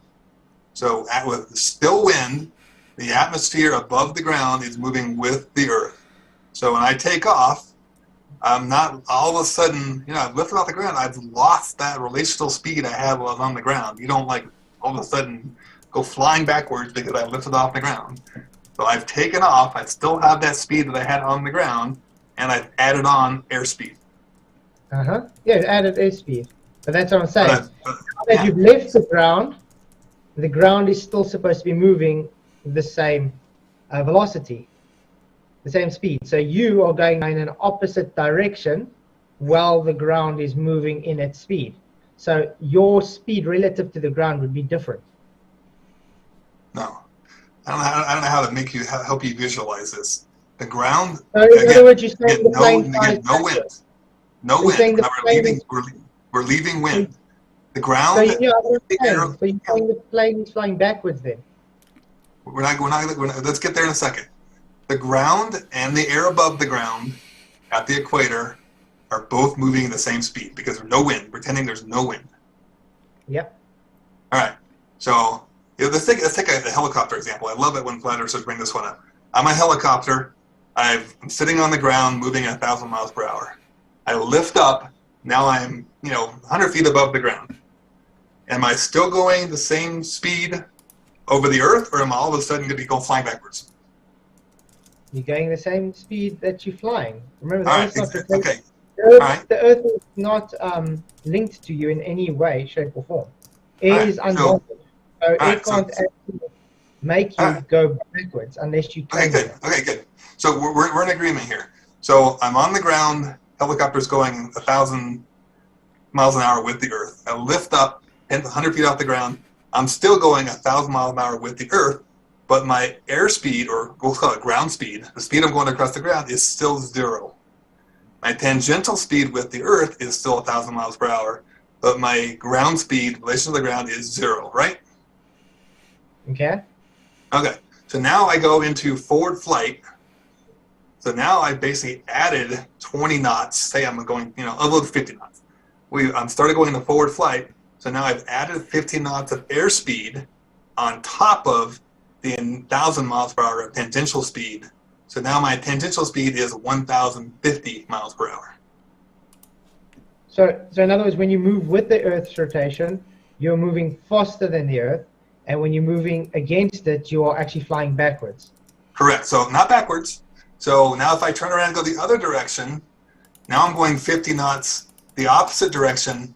I'm subtracting from the tangential speed of the Earth. So now instead of being 1,000 miles per hour, I'm going 9,950 miles per hour. Yeah, let's do it this way. Let's say you can only reach 500 miles per hour with your plane. Yep. But the Earth is moving over 1,000 miles an hour. That means you're flying minus 500 miles an hour compared to the Earth. So if we were to extrapolate that out, my helicopter takes off. It's going 1,000 miles an hour with the Earth, stationary of the Earth. I'm going 500 miles per hour west. Now my tangential speed is 500 miles per hour, but my airspeed is still 500 miles per hour. Probably better to go the other direction. You keep trying to separate you keep trying to say that the atmosphere is totally separate from the Earth, and it's not. There is variations for winds, but as a whole, it's the same reference frame. No, okay, how am I going to try to explain this? You can fly in an opposite direction to the wind, to the air. Yep. Great. So, okay, let's put it this way, just like Skip just said. So, flights from Charlotte to LA, they're shorter going the opposite way than it is going with the way, correct? The flight times. They were very based on the Earth rotation. Nope, and not on the Earth's rotation. That's dependent upon the winds. It has nothing to do with the Earth's rotation. Do I have a jet stream which is giving me a tailwind, or a jet stream which is giving me a headwind? The winds are impacting the flight time and not the rotation of the Earth. Oh, not Coriolis then. Thank you. Not Coriolis. Nope. Now, yeah, again, Coriolis might have a tiny, tiny fraction of an impact, not even factored in. The winds are what affect your flight time. So we will agree then there's no flying backwards on a globe, there's no rotation, even taking into account at all. How could you possibly be flying? The only way you could be flying backwards on the globe is if I was flying, say, 100 miles per hour and I had a 200 mile per hour headwind. Then I'd be going backwards. I've actually done that on a little airplane before. Oh yeah, but that's physically flying backwards. That's not flying backwards based on data there. So help us understand your thinking, how you think an aircraft could be flying backwards on the Earth. If you're taking, let's put it this way, if you're taking the rotation of Earth and you're saying the atmo is moving with the Earth, that means you're moving with the Earth. Now, if you're moving opposite, while you're flying through that air that's literally Velcro to the Earth going back, that means you're going to be flying minus what you are flying. So if you can only reach 500 miles an hour, you're going to be flying, in theory, 500 miles an hour backwards. All right, so our tangential speed, as you said, was 1,000 miles per hour. Now I'm flying 500 miles an hour westbound. So now my tangential speed in space is 500 miles per hour because I've subtracted my airspeed of 500 from the original tangential speed of 1,000. Okay, I can give another example. Let's take a river flowing, a flowing river. Okay. And you hop inside the flowing river. You're going downstream with the river. Now, you are trying to swim upstream on that river. You're still going downstream while you're swimming upstream because you cannot match the speed that it's pulling you down. Are you swimming backwards or forwards? Your physical location is going backwards, even though you're swimming. Oh God, it's kind of a bad analogy. Now you have a river going over the Earth, so it's no longer stationary.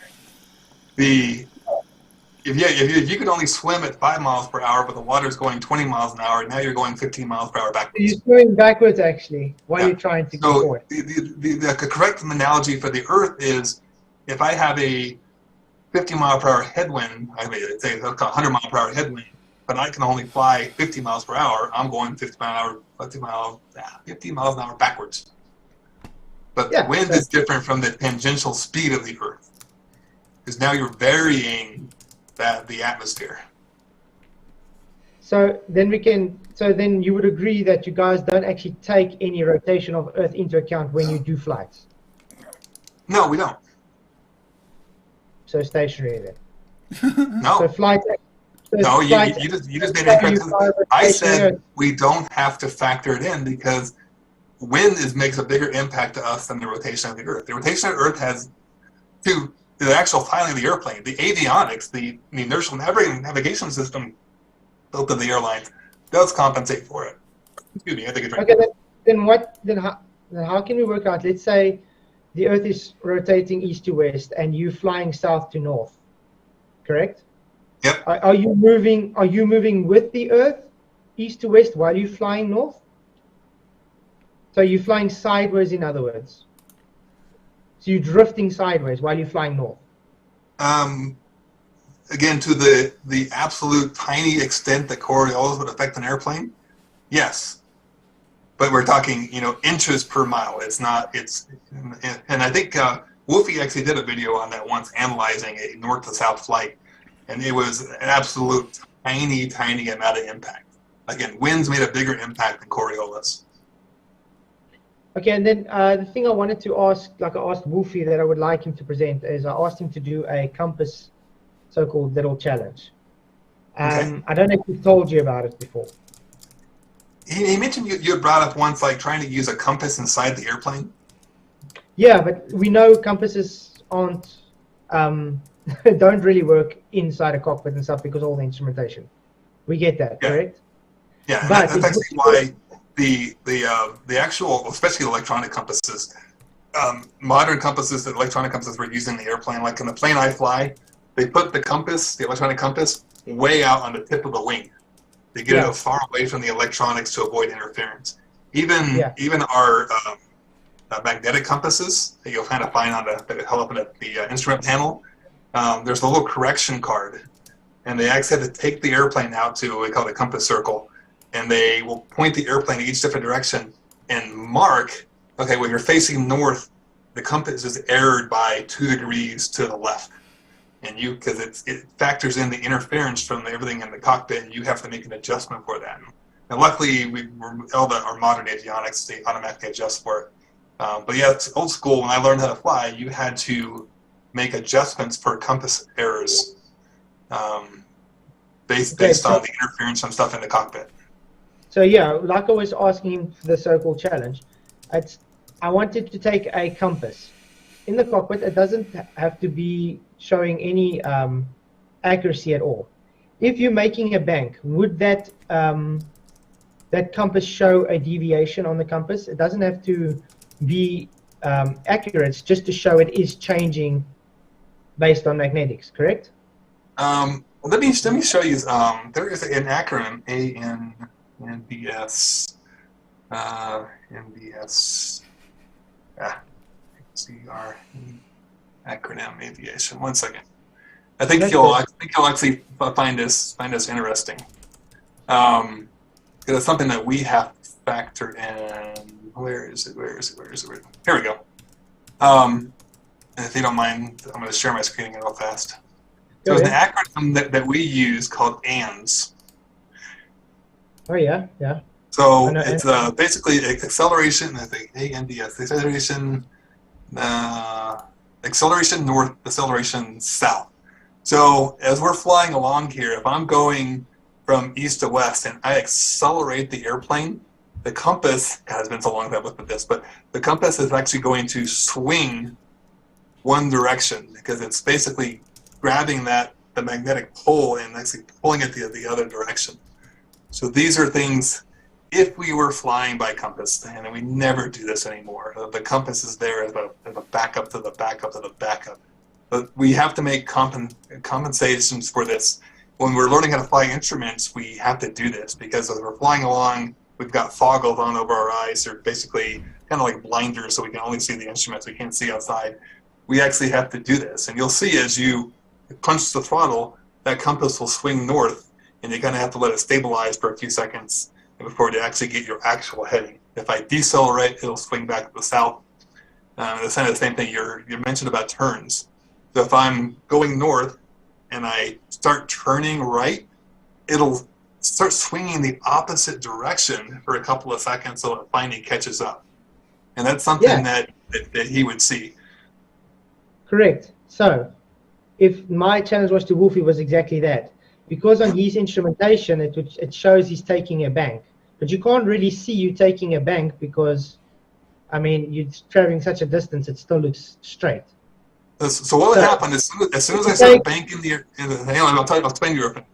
As soon as I start banking the airplane, initially that compass is going to start swinging a couple degrees to the wrong direction, but then pretty quickly it comes back and it'll actually start tracking what we're doing. So as we're banking, that compass is continues to swing, and we basically we can compensate for that. So if I'm coming around and I want to stop at a 3-0 heading, I wouldn't go all the way to 3-0 and then stop, because I would overshoot it.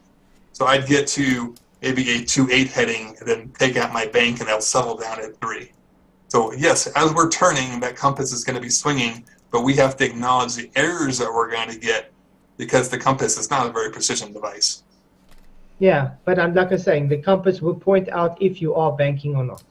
Yes, it will. Yeah. Great. The compass will be changing because as we're banking, we're changing our head.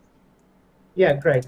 So that's why I want Wolfie to show us the compass showing heading changing while his instrumentation is showing that change. So for what purpose?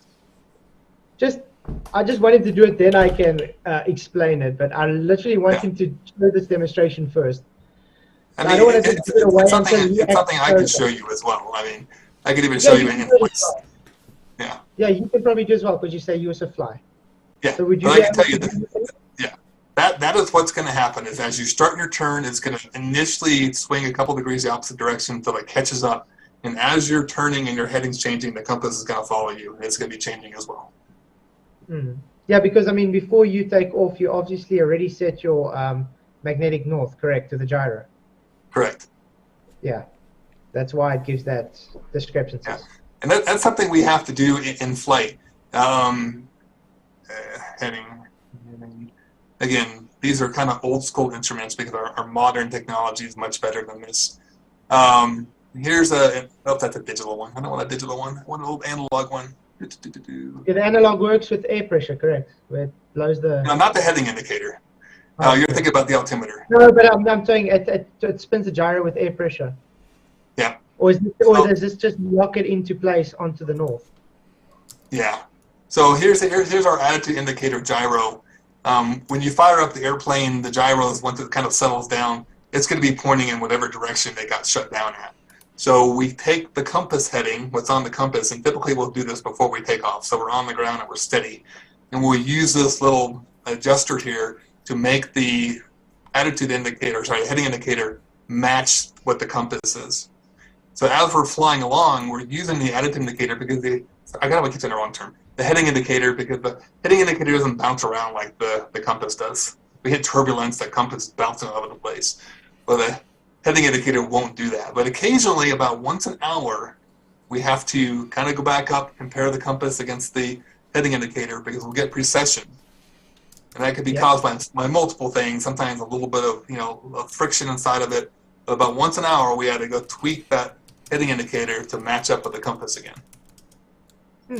Interesting. Yeah. Thanks. That's all I wanted to know. Yeah. And you talk about the altimeter, how that measures. And I think somebody had mentioned in the past that it had brought it before. A lot of pilots were saying it's like, well, an airplane would have to dip its nose to fly around the Earth. It sounded like you kind of pushed back against that. You're like, no, they wouldn't have to do that. Is that the case? It would come up to something like 0.02 degrees or something like that. Yeah. I mean, not only that is I think you acknowledge that there's a pressure gradient in the atmosphere, right? Yeah. Yeah. So we get to read the thing is, if you're trying to go over a globe, even though it's 0.02 degrees that's supposed to be showing, it's still a measurable dip, which you don't get though. All right. So let's talk about this for just a moment. So here's our altimeter. So this is what we use to measure our height above the ground, and it works by measuring air pressure. Yeah. So we know that the higher you go at a regular rate, air pressure gets less and less and less the higher you go, right? Yeah. So before we take off, this little adjustment window, we'll pick up what we call ATIS. It's the Airport Terminal Information Service. So it's a recording that every single airport has that gives you, this is what the weather is, this is what the current altimeter setting is for that airport. So 29.92 inches, depending what country you're in, whether you're using inches of mercury or there's different ways of measuring it. But here we're using inches of mercury. So they say the local altimeter setting is 30.00. Before I take off, I would adjust this little window, say 30.00, so that my altitude should match whatever the altitude is of the field. Mm-hmm. So as I'm flying along and I get up to, say, for me, if I'm flying along at 12,000 feet, and I use the trim of the aircraft to get to the point that I want to maintain 12,000 feet. So I'm adjusting the elevator trim on the back of the plane. If you look at the tail of the aircraft, different airplanes a different way, but there's a little small control surface. And as I'm adjusting that, I'm getting to the point that the airplane stops climbing and stops descending. I've set my power where I want it. I got cruise power set in. I've trimmed the aircraft out so it's going to maintain 12,000 feet.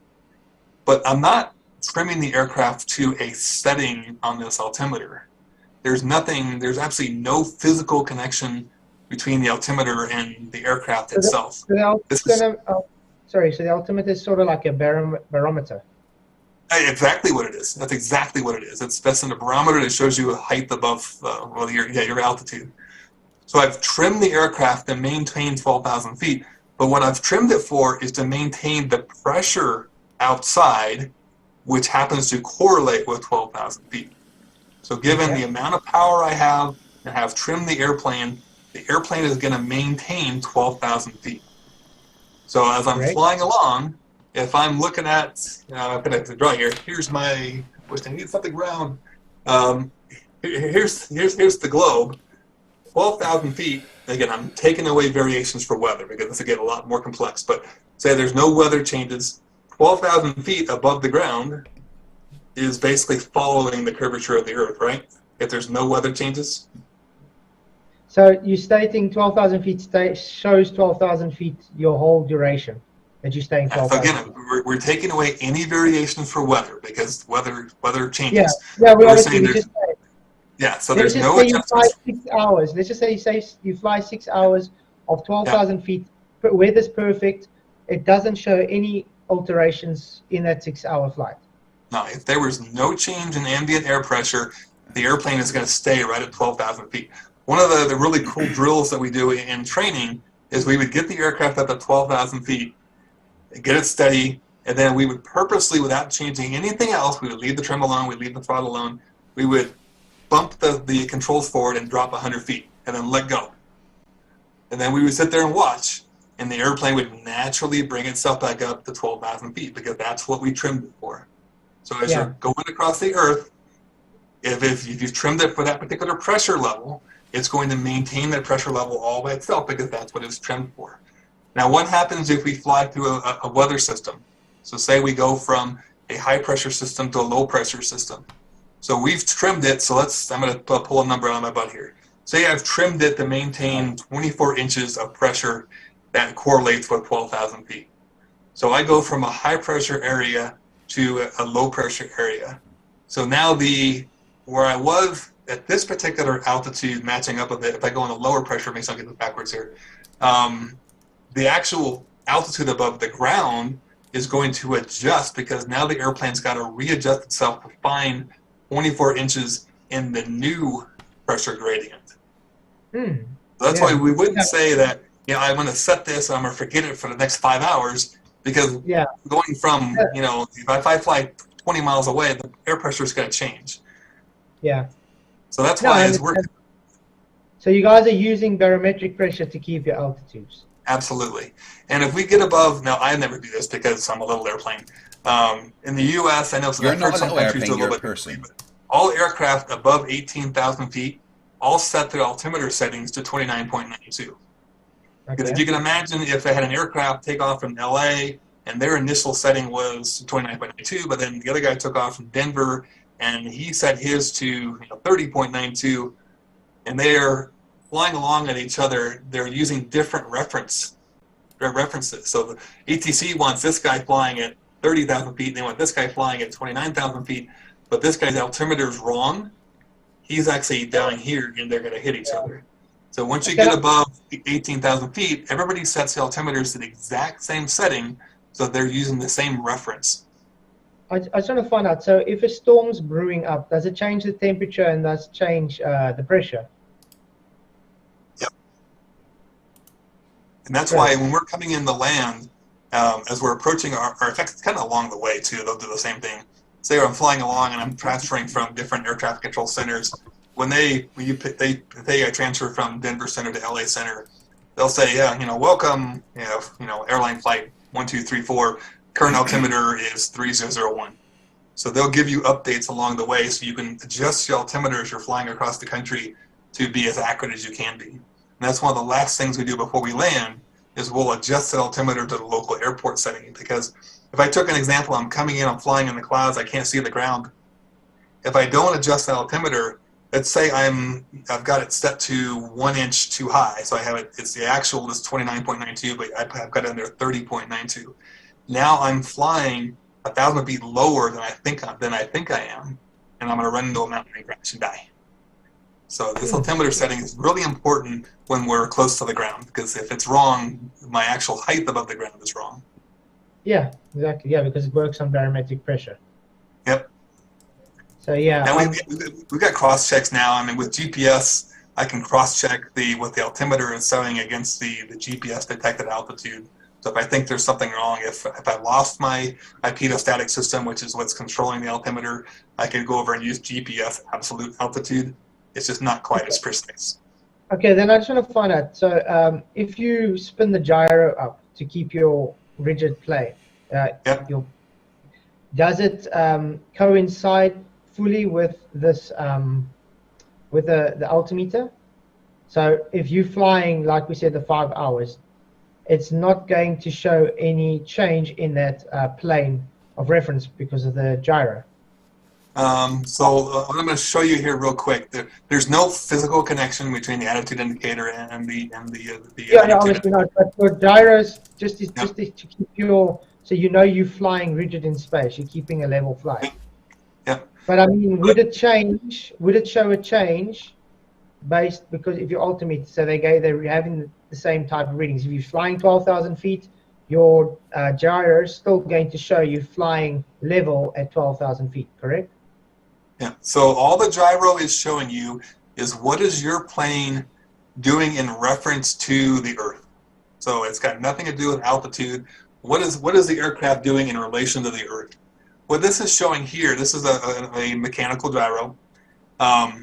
These little objects down here, these are actually little copper veins, and they're called pendulous veins.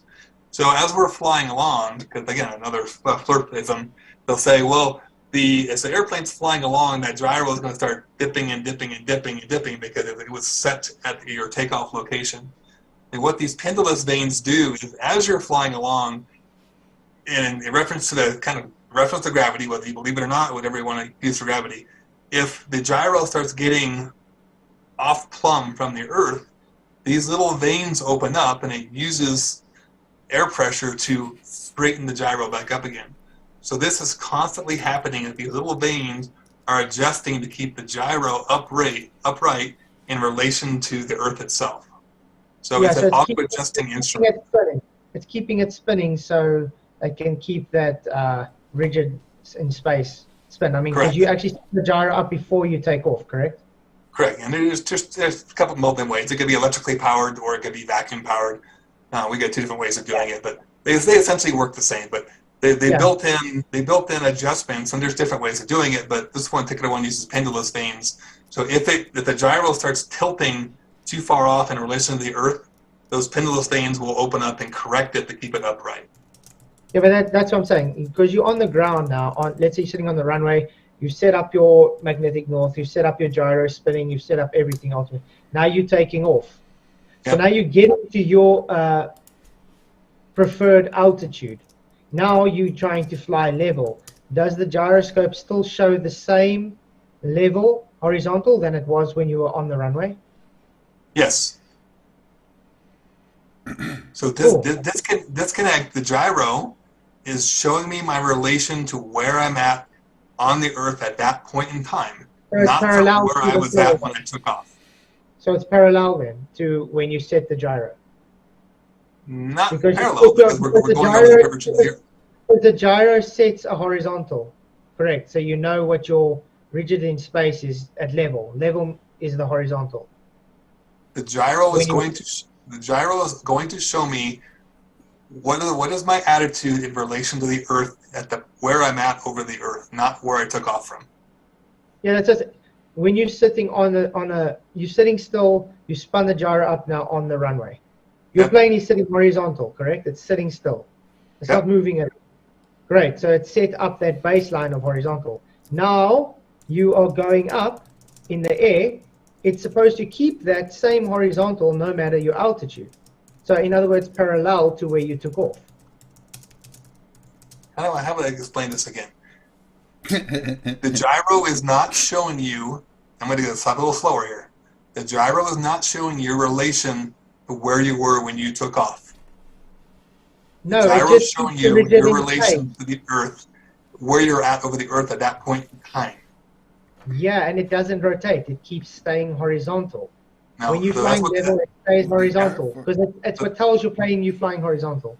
Yeah, that's what these correction devices are for. Yeah. To always keep the gyro upright in relation to the plumb line of the Earth. And it's using gravity to do that, whether you want to believe in gravity or not. Call it the density of the gyro. Whatever method it's using, it's always going to keep the gyro upright in relation to the Earth, not to where you started from. Great. So your gyro doesn't show any deviation from horizontal spin. Not as you're flying. It's going to show deviation if I'm going to stop sharing for a second so you can see my picture.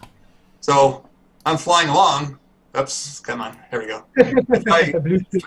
If I start banking, it's going to show the airplane in relation to the Earth is now in a bank. My attitude indicator is going to show that. If I start climbing, it's going to show me in a climb. But in relation to the Earth, the plumb line with the Earth, the gyro is always going to stay upright. And that's what the gyro stays horizontal no matter which orientation you are going. It stays rigid in space. Your plane the gyro itself, yes. Yeah. In relation to the Earth. Yeah. Your plane is based on reading that gyro's reading of horizontal based what you set on the Earth. Yeah, so we like especially if I was flying in the clouds, I'm going to use that attitude indicator to basically see it's like, oh, I'm in a bank. I need to correct back the opposite direction to straighten. But you understand the issue here? Yeah. Then the issue is you still think that you think the gyro is fixed to where you took off from. No, it's fixed to horizontal. That's what it's fixed to, level. No, I almost say it's fixed to the plumb line of the Earth. Which is horizontal. Plumb is 90 degrees. That's vertical. That's vertical. So your gyro. I got some vitamins here. Your gyro is spinning. It's staying upright to that plumb line down into the Earth. Yeah. So it would show changing plumb, keeps changing while you're flying, and it doesn't. It keeps the same rigidity in space from when you took off. So let's say that's why you can't pick up any. That's why you can't pick up any dip because there is no dip. All right. So it's spinning. It's staying upright with the Earth. Here's the actual part of the gyro because there's two different parts. Here's the actual part of the gyro. If I start banking the airplane, that part of the gyro is going to start adjusting because now I've made a change. So it's doing this while the base of the gyro is staying upright in relation to the Earth. So it's not one solid piece. There's multiple pieces involved in the gyro. Yeah, but if you're flying, let's say 12,000 feet and you were on the ground, the gyro is still staying exactly the same orientation. It's not showing difference in orientation. It's always going to stay in relation to the Earth. I can't say that 50 times. That's what it's going to do. Yeah. I'll have to make a video to show you what I'm meaning, actually. Please. I know what you're trying to say. Your premise is just flawed. No, my premise is not, because it would literally show deviation. It doesn't. It wouldn't, because it's constantly correcting for the plumb line to the Earth. So correcting means you keep ignoring the fact that the gyro is constantly adjusting itself, stay vertical in relation to the Earth. It doesn't correct anything. It just stays rigid. There's no correction of the gyro. The only thing that corrects is your plane towards the data that the gyro is giving. again, you're ignoring the actual physical components of the gyro. In this case, the pendulous vanes. That's primary job is to adjust for what you're saying can't be adjusted for. That's their job. Keep it spinning. Nope, keeping it spinning is just whether it be vacuum or the electrical. That's what's keeping it spinning. The pendulous vanes are to adjust it keep it vertical with wherever you're at on the Earth. So it's not going to stay rigid in relation to what you took off from. It's going to adjust itself as you're flying along. This always stay upright with the Earth. Then there's no reason to have a gyro then, because if it's changing. No. So the gyro is showing me what I'm doing in relation to the Earth. If I'm flying along and I get disorientated, you remember, I think it was John Kennedy Jr. Did you ever hear the story about him? He's one of our former president's sons who died off of the coast of Martha's Vineyard. What he did, he was flying in the clouds, and it was dark, it was nighttime. He had only gone through a little bit of instrument training. He wasn't instrument qualified to fly off the instruments. His airplane probably hit some turbulence, got turned over in a little bit of a bank. So he can't see outside. So what happens when you get turned in the bank is the airplane starts to turn. So the airplane's now turning. So as the airplane turns, what happens if you turn and you start pulling? You start getting a little bit of G-forces. So he starts turning, and he's got that little bit of G-force, so his inner ear is now pushing him down in the seat, so he thinks he's upright. But his instruments are showing that he's turning. But he's not trained well enough to trust his instruments. His instrument's telling me he's turning. So he's now in a bank, which means he's lost lift. So now the airplane starts to drop. He starts gaining airspeed. So what does he do? He pulls back. And he pulls back, and he pulls back, and the airplane goes into a death spiral and crashes. His altimeter was showing him that in relation to the Earth, he was in a bank. Not from where he took off from. At that point in time, over the Earth, he was in a bank. But he ignored it. So the gyro is not showing me what is my relation from where I took off of 200 miles before. It's showing me where am I at in relation to where I'm over the Earth at this point in time. Okay, I don't know how I would do this. Would you next time take off in an airplane, then set your gyro to spin up, please? Oh, sorry, say again? Would you next time fly, don't spin your gyro up at the airport. First fly in the air, then set your gyro to spin and see what's going to happen. I don't think he's allowed to do that. Yeah, that's totally doable, because you kind of want to stay wings level a little bit, but yeah, the gyro will spin up and stabilize itself. Great. So it's literally based on a horizontal then. That's what I'm trying to say. It's rigid in space. Your whole plane's banking and everything, data is based on that rigidity in space by the gyro. The gyro stays horizontal no matter if you're looking up, down, left, right, center. It stays horizontal, aka parallel to where you set it. All right. I give up on this topic. If you want to schedule another call, we can spend a I was about to say, I think we should probably, we can continue this. It'd probably be good to give Flatzoid a bit more time to prepare, because I said celestial navigation when I just meant navigation. I did have one final question for Flatzoid, and then I'll let him go. I want you to tell us. Hang on one second. This came out of the end of your last call with Craig. What is, and let me share my screen. What's the difference between these 4 different craft? In what relation? Well, your claim last time you were on Craig, you claimed that the ISS was something that was being carried across the sky on a balloon. I said it could be a drone that's closer. It could be a balloon. It could be an aircraft. All right. It's all just skepticism. I mean, you literally just make up a theory on what it could be, not exactly what it is.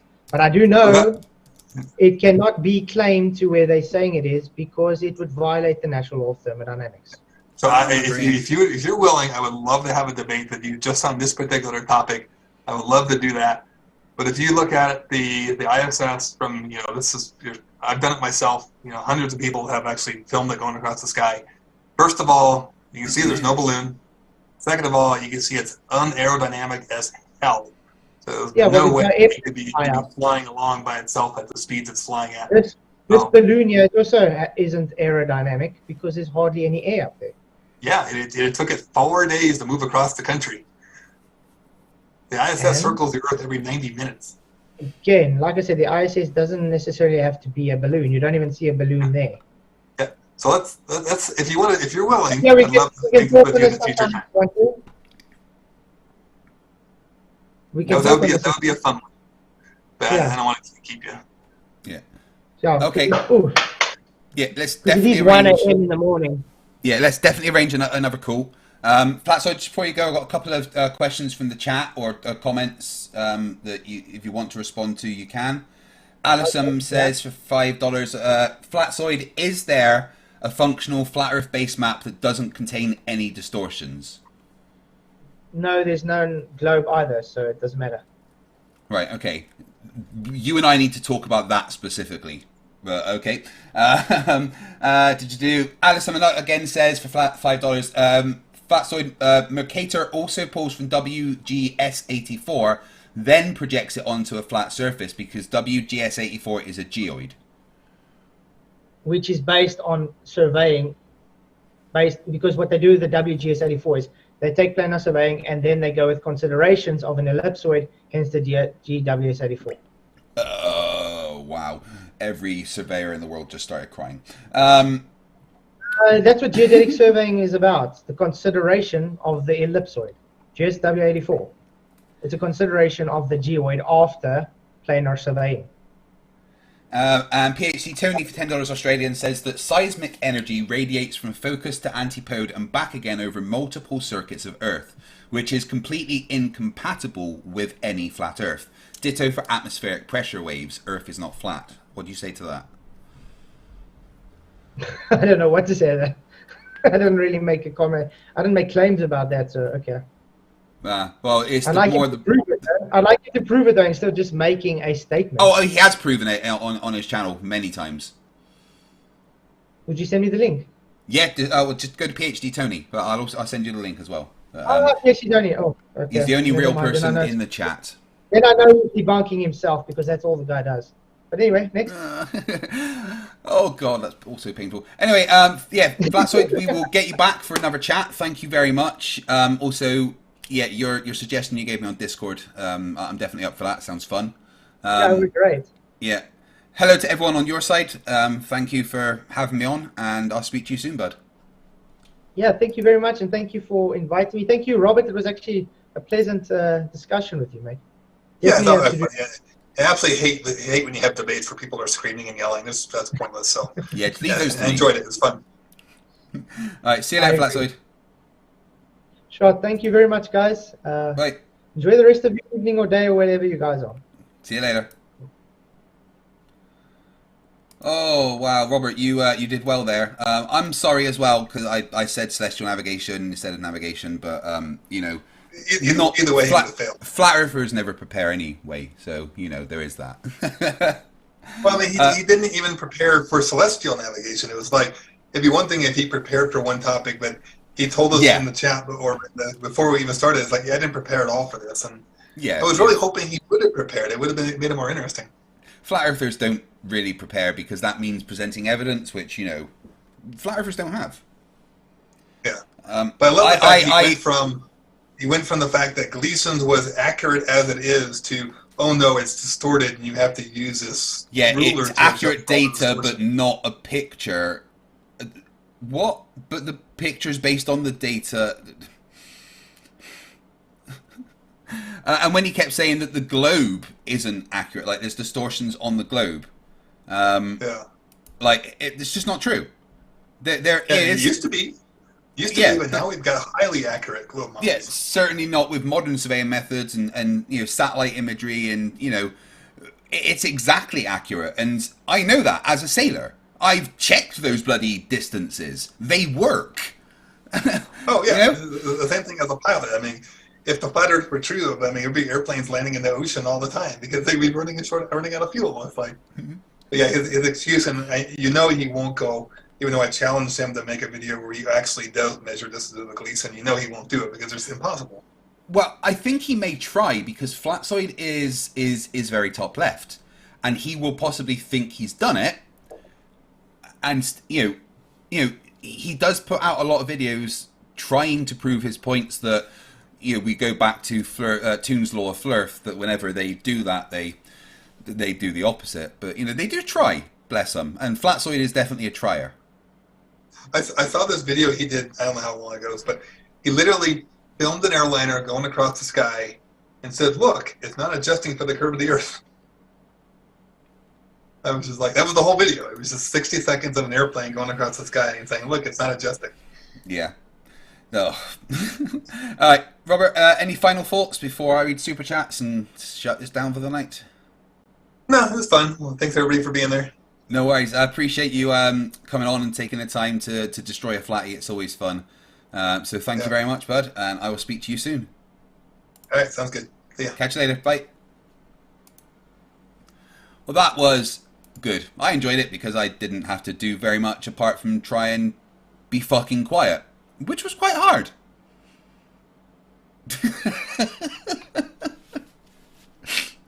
Oh my god, I wanted to scream. The globe isn't accurate. Oh, he doesn't know what a geoid is, or how surveying's done, or what plumb means, or... poor Flatzoid. I'm going to shut down the poll, so you have 10 seconds to get your vote in on the poll. 10, 9, 8, 7, 6, 5, 4, 3, 2, 1, and... who's going to win Top Left 2023? According to the poll, 40% of you think Failzoid. And because Google apparently can't count, 59% of you think that Witless Wonder, which it doesn't get it, is going to win. So 1% doesn't matter apparently, but yeah, I agree with the poll. Witzit's got it. Wait till you see my my Top Left nomination video and my Flerfs are Idiots episode and my Simon Dan collaboration. Yeah, he's gonna win. Thank you everyone for being here. I think it says it topped out like 675 people watching, which is amazing as always. I've got tomorrow, if my internet doesn't crap out again, I will upload my debate short edited by Globermum, and this is a bloody good one, guys. Please have facepalm protection if you watch the debate short that comes out tomorrow. And then on Monday, back into the Discord server of Dumb to debate Jin on a 1v1. Because I guess I hate myself. Why not, huh? But thank you everyone for being here tonight. As always, amazing support. 50 new members. Thanks to the amazingly generous Siggy Sigwald gifting those. So 50 new people to do fun emojis and, laugh at the Flerfs and put Steve Moria of a shithead on him, just like that. So let's have a look at the super chats. We've got Batman for £5. Dude, you Gotham? You should be busy. I mean, you want to spend time watching YouTube, that's cool, but Joker's going to cause issues. Batman says for £5, I'm Batman and Flatzoid is top left. Shut up, Batman. You've no idea what you're talking about. David Lee 199 says try Google patents. Yeah, there is no patent that says it was ever based on a flat Earth. The Gleason's map clearly says it was based on a globe. Alison for $5 Australian says, so Flatzoid, is there a functional flat Earth based map that doesn't contain distortions? Nope. No, there isn't. But apparently there's not a globe one either, except this. Doesn't have any distortions. Justin Nell, new member. He's been a member for 35 months, actually. And he says, oh my goodness, I am sorry. Facepalm protection warning was in effect, I said at the very start. Gary Little for $5 says 20,000 VHF, UHF transmitters in the US and less than 200 frequencies. If the Earth is not a globe, how does that work? Magic is the answer. David Griffin, member for 5 months, says, I'm glad that Flerf ignorance doesn't have mass. No, black holes would be everywhere where they have those flat Earth conferences. Alison for $2 Australian says, hashtag Tasmania matters. Okay, have I missed something? Alison for $5 Australian says, oh no, Tasmania for the size, I'm sorry. And Justin Neal for $20, thank you so much, says, just because. Thank you very much, buddy. Siggy Sigwild with the 50 gifts, and then a member for 16 months says, "Scream, FTFE, do it." I wanted to scream many times during that. Alison for $2 Australian says, "Flatzoid trying to BS pilots on navigation." Yeah, top left, because you know they know more about planes than the people that work with planes. Amazing, right? Industrial Nerd, member for 1 month, says CC for top left. Maybe. Siggy Sigwell, $20, says, "I thought Flatzoid was done with flirting and was into other stupid stuff like creationism or MLMs." No, he's always going to flirt because, you know, it's the ultimate stupid. Plus, he says some incredibly dumb things, and I always want to keep that content going. Did you see the recent videos he did trying to debunk me and Professor Dave when we did our video together? Oh, goodness. Pat in the chat, $5 says, "I'm wearing 3 pairs of oven mitts with 1-inch thick memory foam on them, and it's still not enough facepalm protection. I feel concussed." Sorry, not sorry. Tomato Chan, Zoomity the Zoomington Zoomer for $2 says, "Gyres are impossible on a flat earth. Shake my damn head." Yeah, I think he means like whirlpools and stuff. But Alison for $5 Australian says, draw the QF27 route on a Gleason's. Welcome to 30,000 plus kilometers route. 30,000 plus nautical miles route. So it just gets worse and worse for the flat earth. Yeah, the flat earth doesn't have any accurate scales. This one does. Pretty damn accurate scale on this. Siggy Sigweld says, "FTFE, shout, shout, let it all out. These are the dreams that I cry about." Yeah, I don't care what any of you say. None of you can convince me that this isn't just some kind of hallucination brought on by medication fed to me by my doctor in my mental asylum. Siggy Sigweld, just read that one. Luke Farwalker, member for 22 months, says, "Internal screaming intensifies." Yes, it does. Alison for $10 Australian. "With the emergency landings, Banjo is doing something dishonest. He's using Google Maps, which paints the Mercator straight line onto the globe. He's been called on it many times, just like 11 frames." Flerfs? Being dishonest? Never. Come on. That's just, no. LBS for $5 says, "Everyone who listens to this deserves a medal." Here you go, everyone, and a bunch of medals. Thank you very much. We do. David Griffin for $2 says, "This was painful to listen to." Yes, it was. A dumb flat earther gave me some money, and I'm not going to read his message. Caucasian Sensation, member for 17 months, says, "Failzoid is so dumb he can't cut it in top left." Now, he's so far top left, he's bottom right. Mr. Loney, member for 2 months, says, "I voted Witsit, but Flatty is earning top left points." I know, it's like I'm trying to help Toon. No, I get it right every year. I got it right with the dumb fuck of the year with Reds. I was, you know, I got Riley right, and I was right last year with Mitchell, and this year it's Witless. PhD Tony, the only real person in the room, for $10 says, "Seismic energy radiates from focus to antipode and back again over multiple circuits of Earth, completely incompatible with flat Earth. Ditto atmospheric pressure waves. Earth is not flat. Grow up." Never. They won't do it. And then a dumbass flat earther gave me some more money, and I deleted his message because, you know, fuck you. And then he gave me some more, so I deleted that again because, you know, thanks for your money, but fuck you. And then Rachbot for $5 Australian says, "Hashtag thanks Rennie," because Rennie the dumb flat earther keeps giving me money even though I delete his messages because he's dumb as fuck. Glober Mum has posted a link to Robert Greenlee's channel in the chat. I'll also add it to the description. In fact, let me just quickly do it now. Pop over and give him a sub.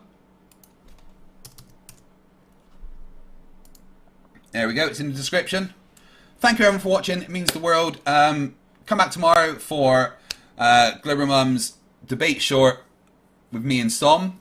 While Glober Mum's here, I want to give sincere apologies to Glober Mum because, I mean, you had to watch that video and edit it, that whole debate. And that's not fair. I'm sorry. No human should have. In fact, I'm pretty sure there's Geneva Conventions against what you just did. I am sorry. Please don't sue me. Remember, stupidity is not a right. Fight the flat earth. Fight the flat. Fight the flat. Fight the flat. Fight the flat.